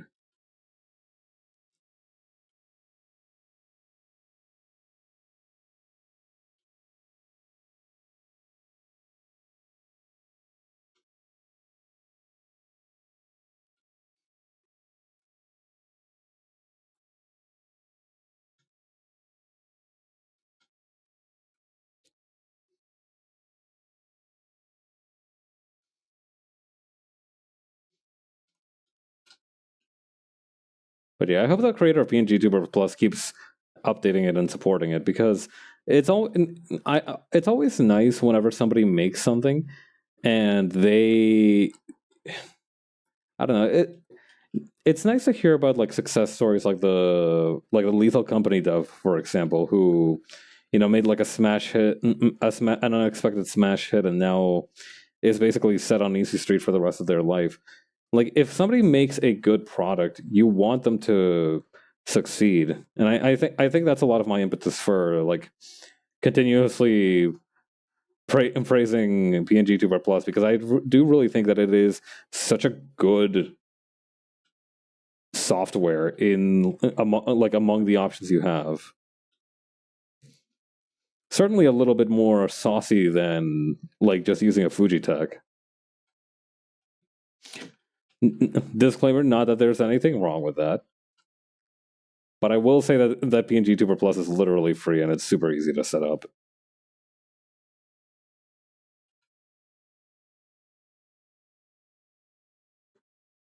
There's a charm and innovation from limitation as well.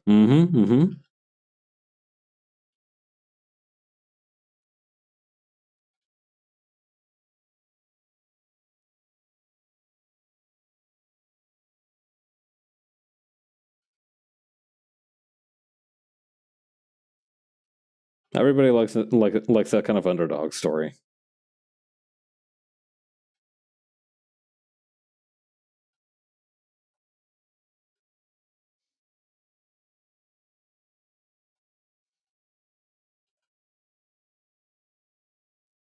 Okay, put these here.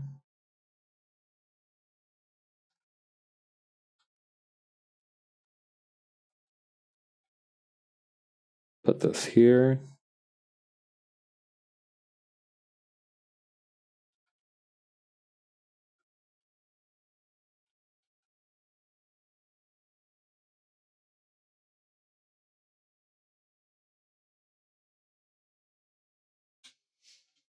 All right, is that all of them? All right, good. Now it's just the inner part and also the God, they look so flat here. This is before I made the 3D model to help reference them. Look at how much doughier they look in here. Good stuff.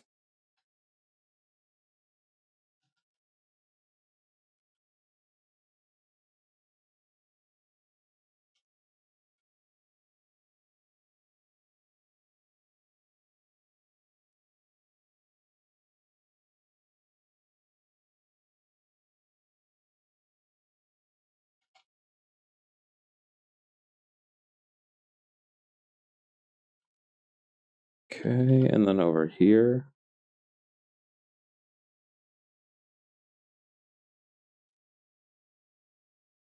New Hawk Merc, don't nuts.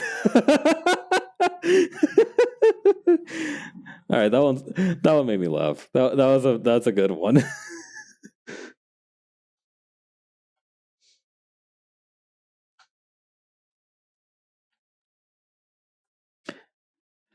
Seeing firing off one of these bad boys into like the nearby mountain range and seeing it create a crater. I've heard of donut holes, but this is ridiculous.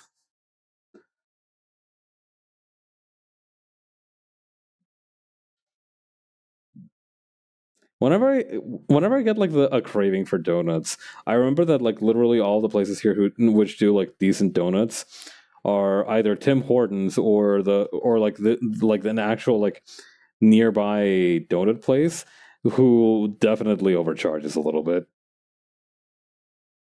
Like they do good work, but like it's I don't know, something feels wrong about like paying 20 plus more than $20 for like six donuts.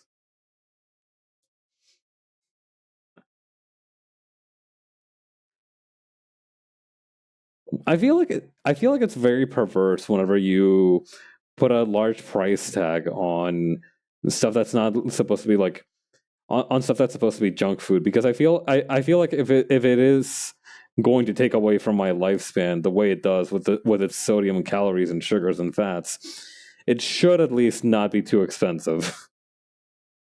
It's just a ring of dough. Can't be that bad. The bougie donut shop.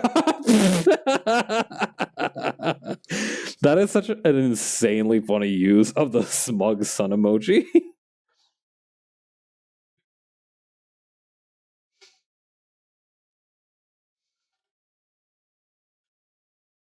Oh god, I'm definitely gonna have to set up some stuff with better TV for the emotes to work. Once I finally get out of affiliate. I have the announcement for that up and brewing. It's gonna be out by the end before the end of the week, but gonna it's gonna take a little gonna take a little getting used to over time.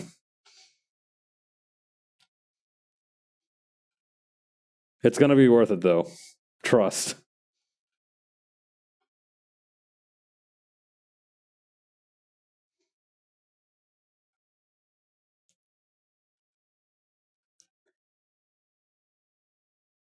Yeah, don't worry. I think people will be like pleasantly satisfied by it. I hope they are. I think it's kind of a banger, but there's like at least three things that I will need to test. Mango orange sunnut. That might be something.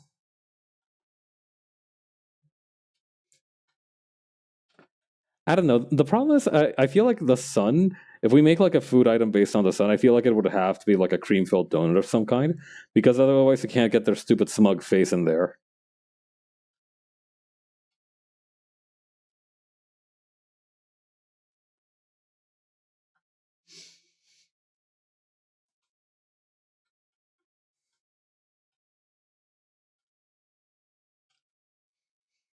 God, I think something that I need to establish at some point is going to need to be like the pronouns used for the different characters in the Riseverse or something. Because recently I've been thinking that I want to make Tool like a woman or something, or at least not male. I don't know. It feels weird to have Tool also be a male somehow. Like I don't.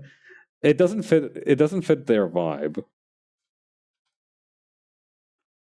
So I don't know. Maybe some flavor of non-binary. Maybe some flavor of like just extremely macho woman. Yelling at the sun, "What are your pronouns?" As my eyes burn. God.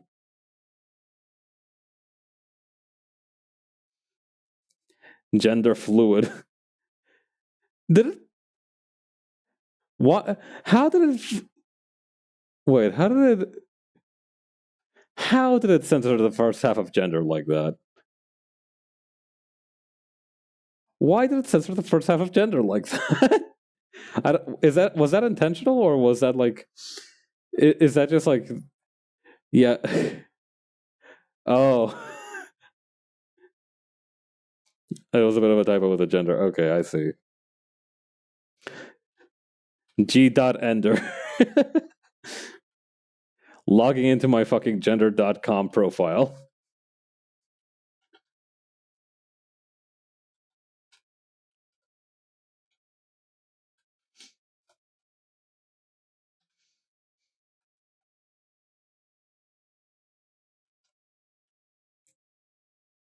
All right. I think I've probably said this before, but I really want to pop the little course inside of one of these grenades into my mouth. Like it just it's like the same instinct that I get when I look at it like a sufficiently pretty marble. Madly checking the path floor to check if Tool has anything in their head. Tool has just water in the bucket. Like Tool does have water in the bucket. It's sloshing around in there. They have a very good sense of balance, which is why they never spill a drop.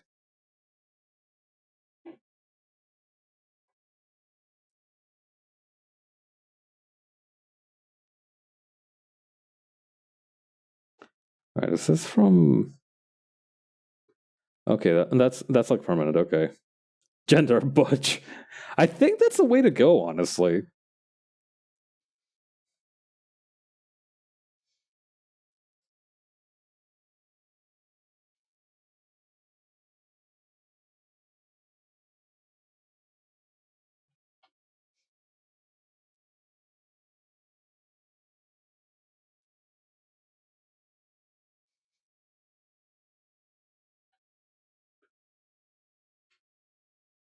all right. Adding some lines here for the fence.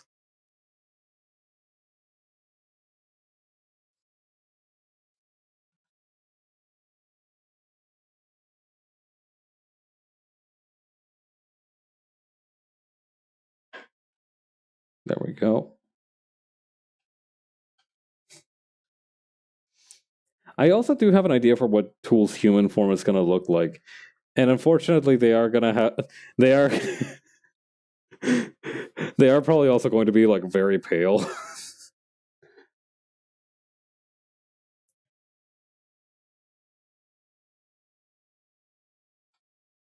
I still haven't finalized it in my head, but I have like an idea of it.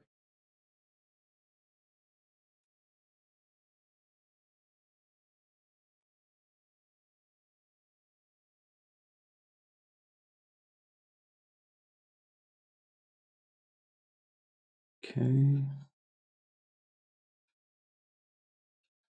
Grab this.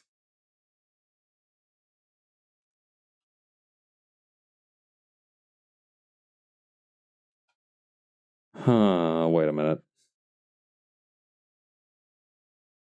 Yeah, actually, that should still work.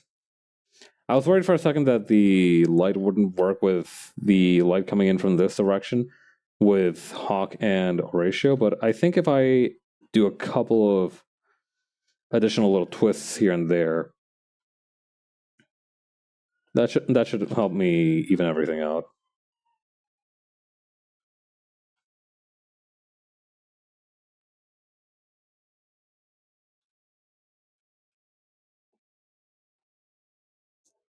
Let me grab this, erase this part here.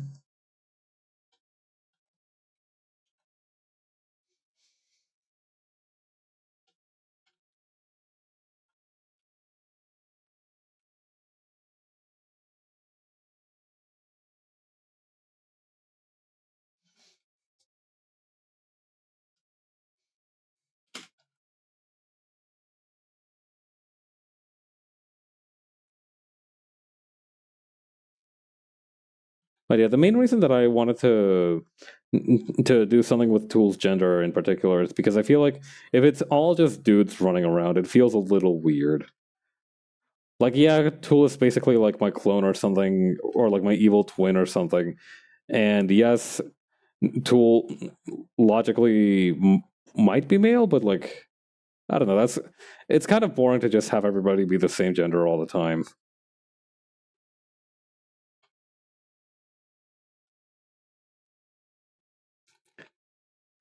I'm a guy out of contractual obligation.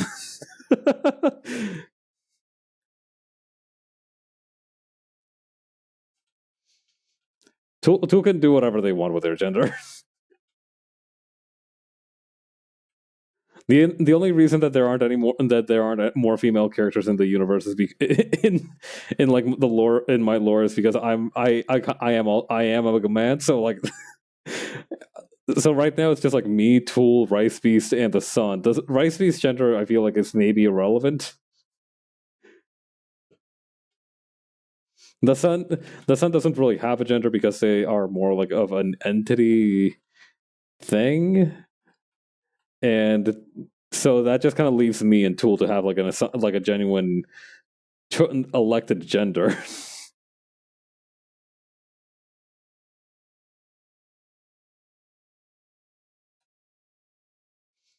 At least that's the way I see it.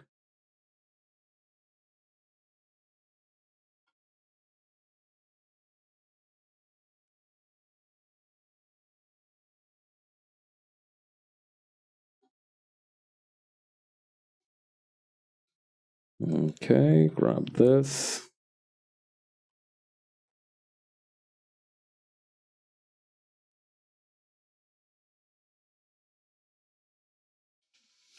And then what we can do is we can add the kind of like yellow starburst thing here.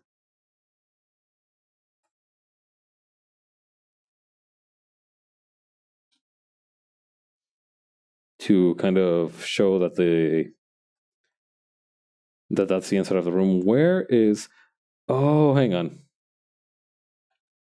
Here it is. This is where I need to fiddle with the speed lines here.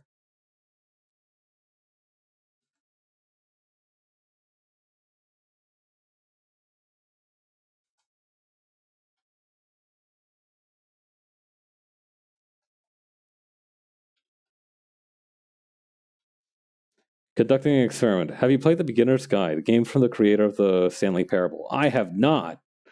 I've heard about it before, though. I remember hearing about it a couple of times, but I've never played it myself.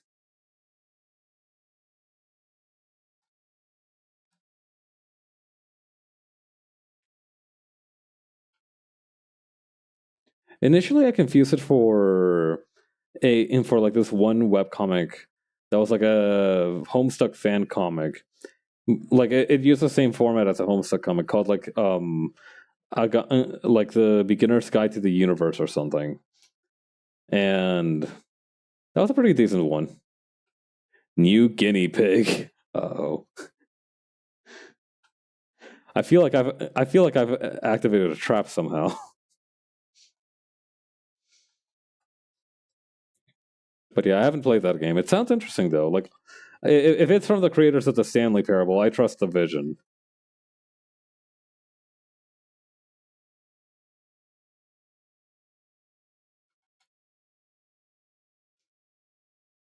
God, I remember there was like one of the endings in the Stanley Parable that fucked me up real bad. There's like an ending in the Stanley Parable where Stanley freaks out because he has like a meltdown about reality, and like doubts his own sense of self and his own like actual personhood and like reality, right? And it was really intense, so it scared me a lot as a kid. I'm curious to see how its story impacts people in the modern day who haven't really been spoiled on it. Huh. I'll try to go into it blind then. In 2014? Sheesh.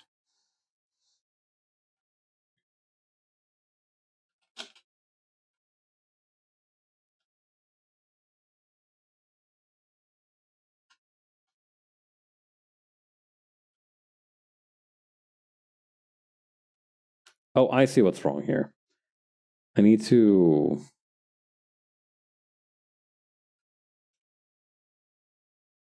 Yeah, I was picturing the ribbon in the wrong way.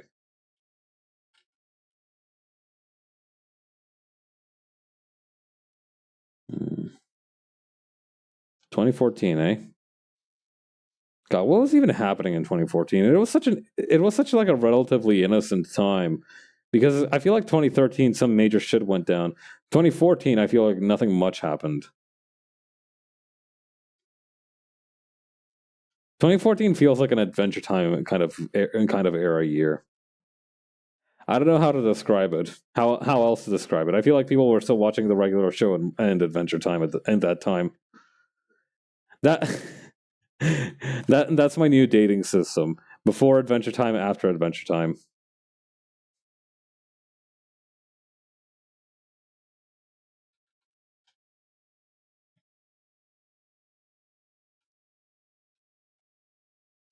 Gamergate.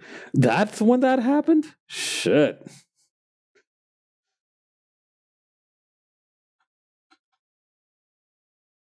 10-year anniversary. Sheesh.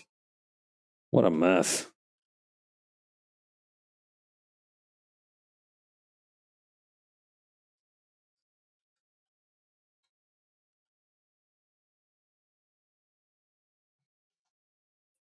Oh shit, there's been like a reboot of it? Fuck my life. I didn't even know what was up with the first one. Because at the time I was like in middle school. Actually, what the hell was I up to during 2014? I think I was in my school's anime club.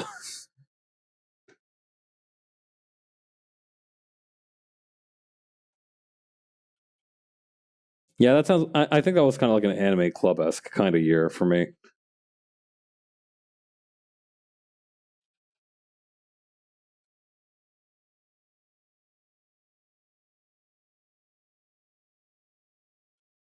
2024, Woke Consultation Company is ruining Spider-Man games and whatnot. Hey, hey, hey.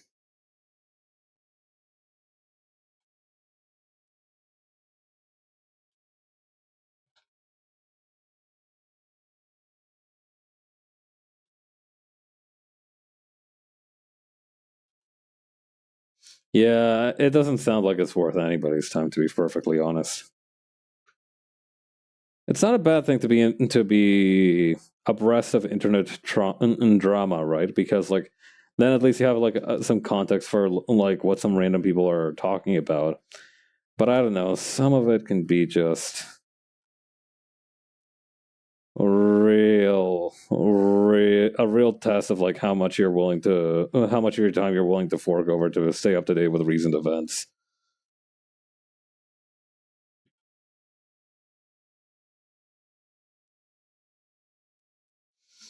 It sounds like the same old typical shit. So I don't think I need to delve into it much more than I already have, which is basically none. 2014 had Dark Souls 2, Assassin's Creed Black Flag, Destiny 1 came out.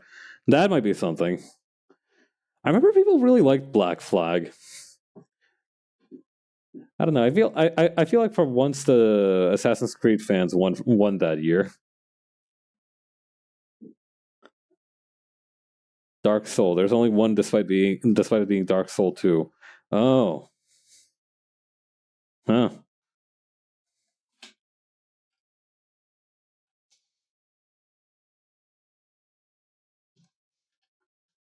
Cult 2 uses the singular soul.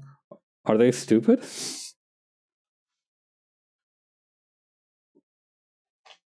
All right, and here's what we're gonna do. Right here, we're gonna just select the color, this color on the outside for the shadow, and then we're going to shrink the selection, and we're gonna make like a radial gradient erase from the center. You'll see what I'm up to in just a second. All right, so we're gonna shrink the selection by like 2 pixels, maybe 2 pixels more, maybe 2 pixels more. Then we're gonna Use the gradient tool, gradient erase in an ellipse. Hang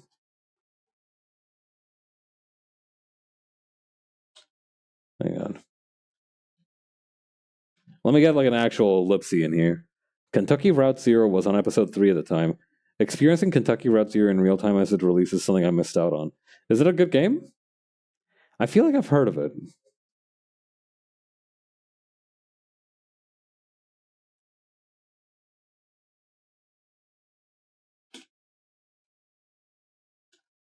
Yep. Mm-hmm. Cool.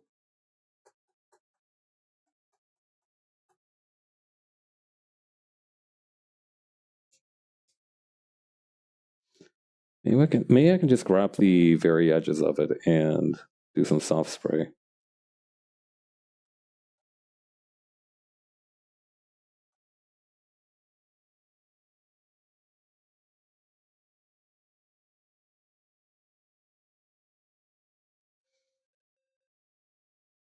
Oof. Hang on. Some of this looks a little bit rough.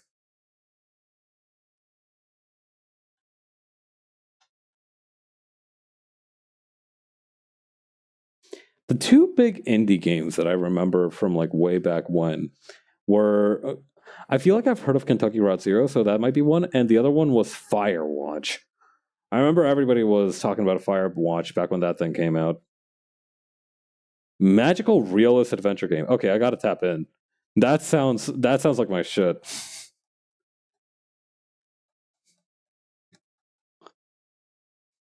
Instantly sold. Do you fuck with Latin American literary genres?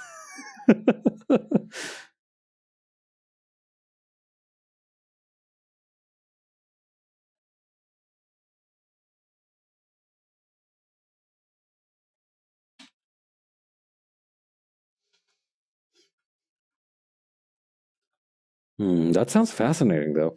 It reminds me a little bit of a game I recently heard of called "Where the Land Where the Water Tastes Like Wine" or something like that. That's also supposed to be kind of intriguing like that. I have it in my Steam library, so I'm excited to try it out. At some point. We have a lot of Yakuza 0 stream episodes to go through. Driving at night, weird shit ensues. You're underground, you're above ground, there's giant bird children. It's kind of chill, genuinely.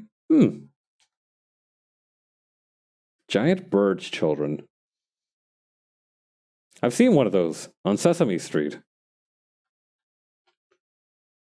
Actually, that's a good question. How old is Big Bird in Sesame Street supposed to be?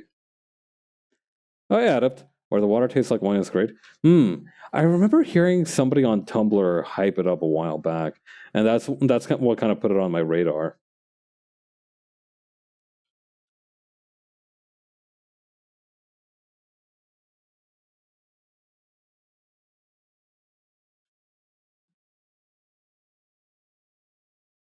All right, heading over to page 2.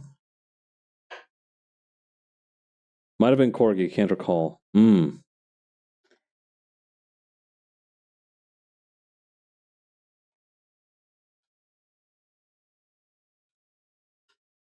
Wait, I think I remember who it might have been. I think it was that one artist who did a bunch of really good Amelia Watson and Gogura art. Only $2 American.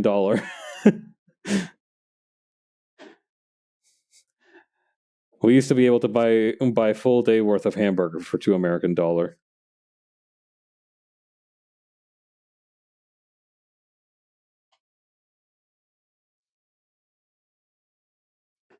There's like this joke, right, where instead of saying dollars, you say doll hairs, right, as kind of like a homonym of the original word. But the problem is that the first time that I heard of that being used was when I was at a convention and there was an improv troupe who did like a Dungeons and Dragons themed show, and they were selling signed posters of the event, and I was like, "Yeah, let me get one. Let me get it signed by the main actors." And they sold me the poster, and they were like, "That'll be 2 of your Canadian doll hairs." and I genuinely didn't know what they were talking about. I was so thrown off. Huh. 90% off and half off. Pretty good deals, not gonna lie. And maybe I should do some shopping.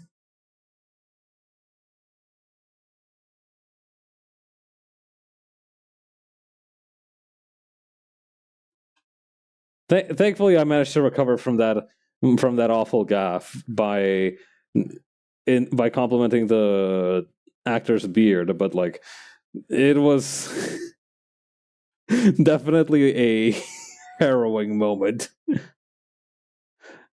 Like literally, I was thinking of anything to say to this person who just like confused me utterly, and I was like, "Nice beard," as long as it works.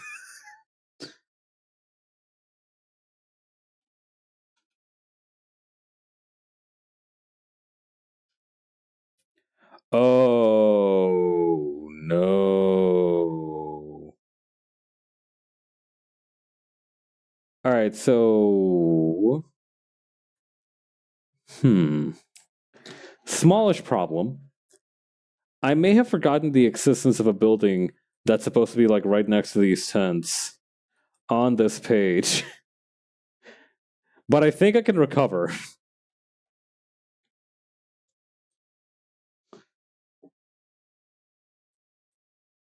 Otherwise, hmm, I'll figure it out or I won't. Otherwise,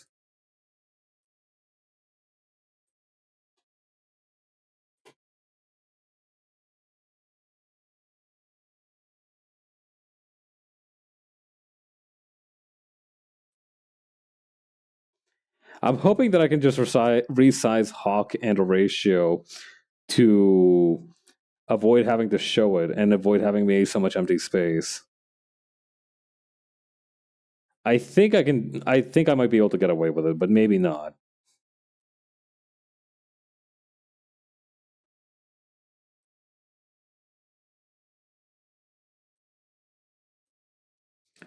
I'm gonna be real. Resize like changing up where Hawk and Horatio go is much easier compared to having to draw an entire building. Because here I can just like draw a few extra lines and just imply the building's existence through shadows.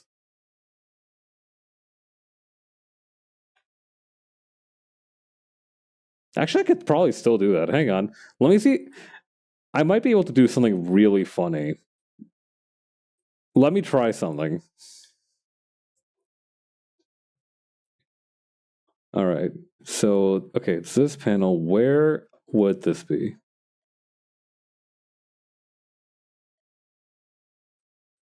Okay, it would be among one of these. All right. Here's how we fucking problem solve.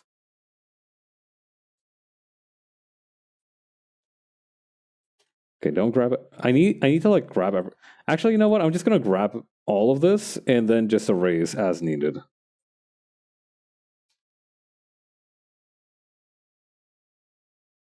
All right. So we're gonna flip this. Actually, probably flip it for. No, hang on.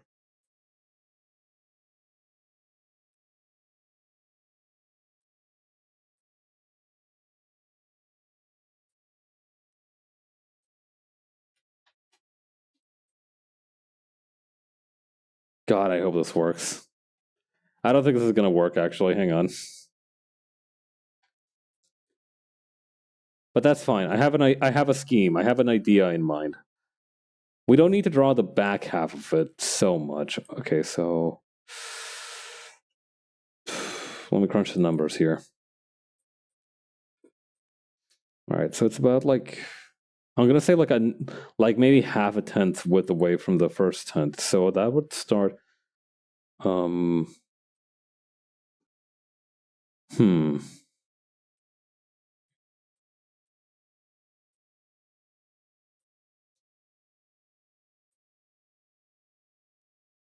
Wait, what's this one? Oh, I have the ruler lines. That's going to be useful. All right, hang on. We might clutch this. We might genuinely clutch this.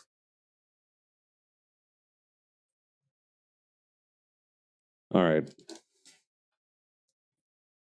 Actually, no. We should keep those two yahoos in the frame just so we know where we're drawing. All right, here we fucking go. I was gonna say, like, if this panel felt weirdly empty. Like I felt like there was supposed to be something else here, and then I'm like, oh right, the fucking building that I missed. All right.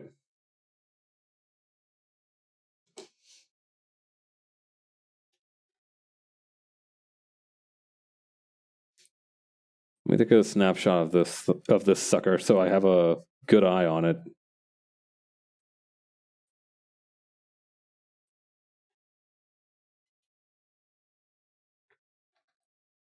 All right.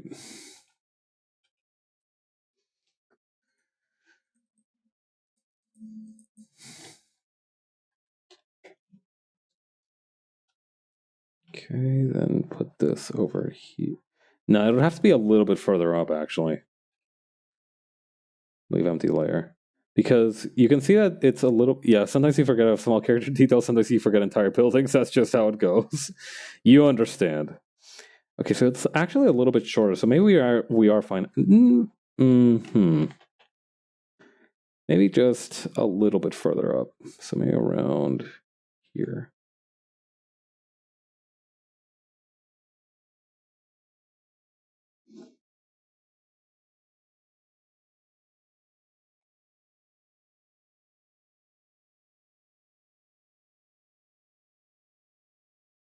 Trying to get it so it can fit, like, it can at least have a little bit of room here underneath the jet exhaust. Perfect, that'll do.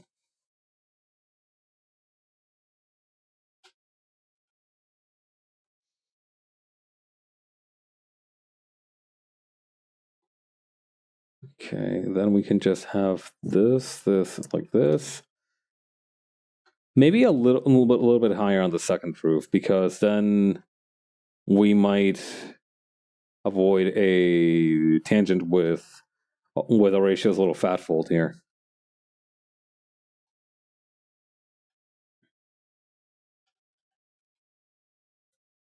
Okay.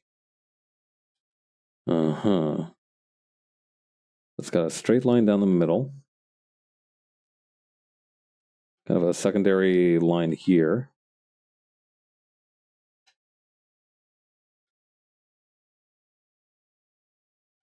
Secondary line here. Which means there's also a secondary line here. And a tertiary line here.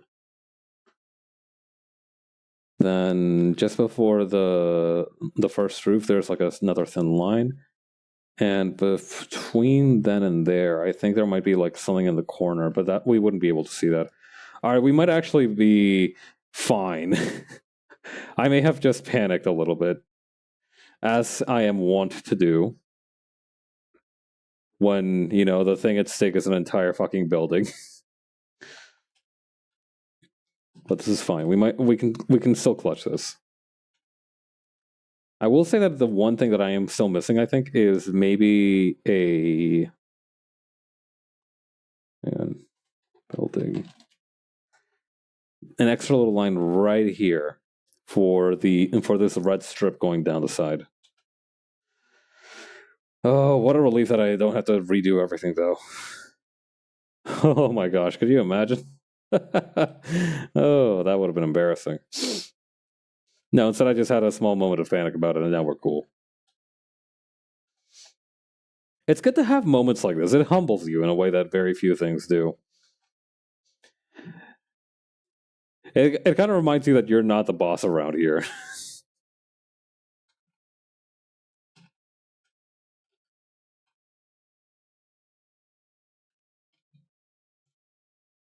Which is important even for kind of like a self-led artistic activity like visual art.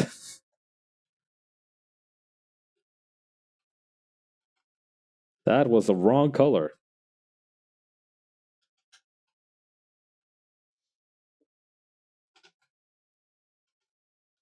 That's more like it.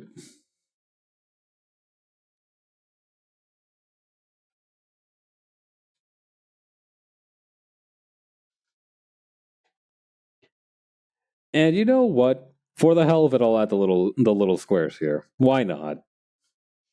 I am feeling very charitable, and I feel like I owe the building a little something for forgetting it in the first place. Let's add the little squares too.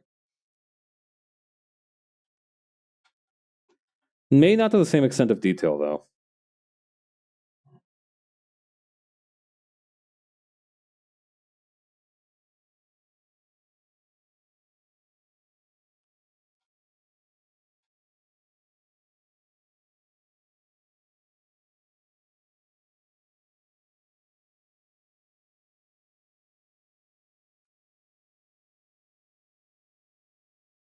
Okay.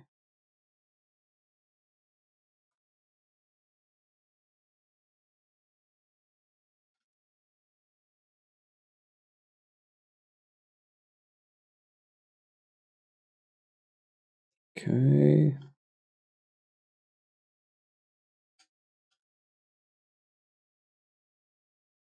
What's nice about the rulers is that you can make the eraser snap to them too, which makes it a snap and very convenient to use.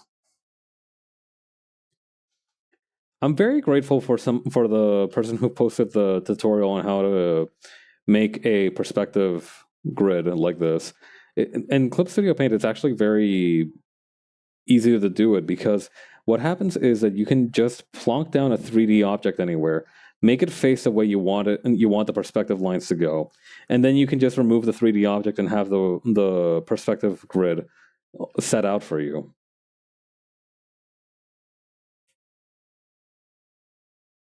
I feel like maybe the roof should be a little higher.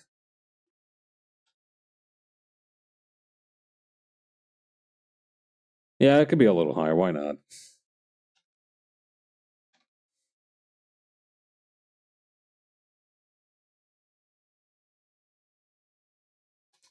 Yeah, that's the. I don't need to redraw it. I don't think. That's the other benefit to using like the ruled lines underneath. That's another benefit to like separating your layers like this is that it lets you finagle them like this very easily.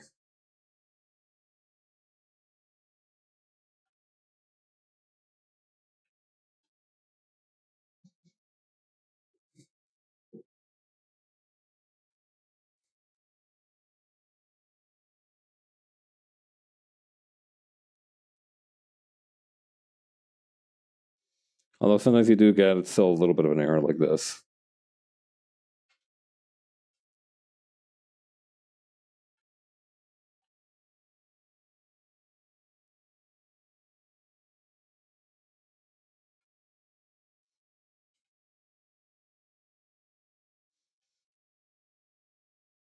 That'll be quite an exciting advertisement for the webcomic. Check out this webcomic where sometimes the lead artist forgets that buildings exist in some places. Is it real? Is it magic? Did the building walk off and grow legs and disappear and journey off into the sunset? Who knows?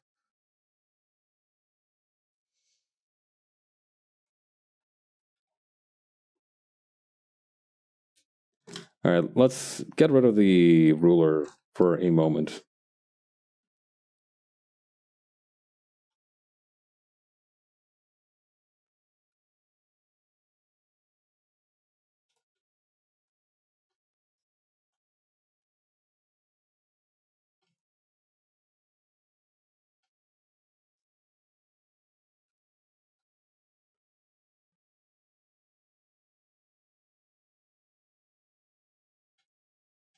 We can probably also add a little bit of a shadow right here for the tent.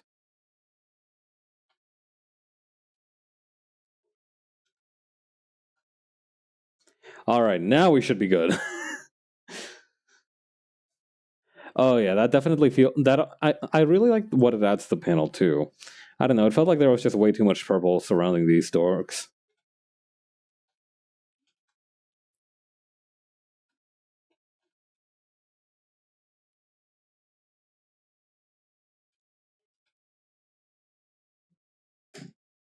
And actually, I think that might be a good place to call it here for tonight. I am probably going to finish this comic on Sunday, and that way we'll be able to move on to page 10 and 11 next week.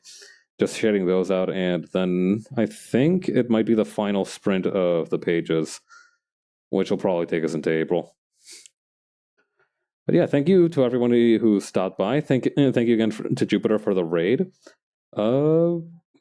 Who all is streaming today?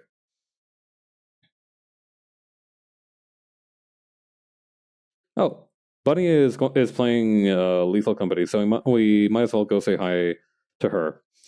All right. Thanks everybody who came by the stream, and I will see you all on Saturday for some Yakuza 0. Keep an eye out for the announcement that I'm going to be posting soon. All right. Later. Bye.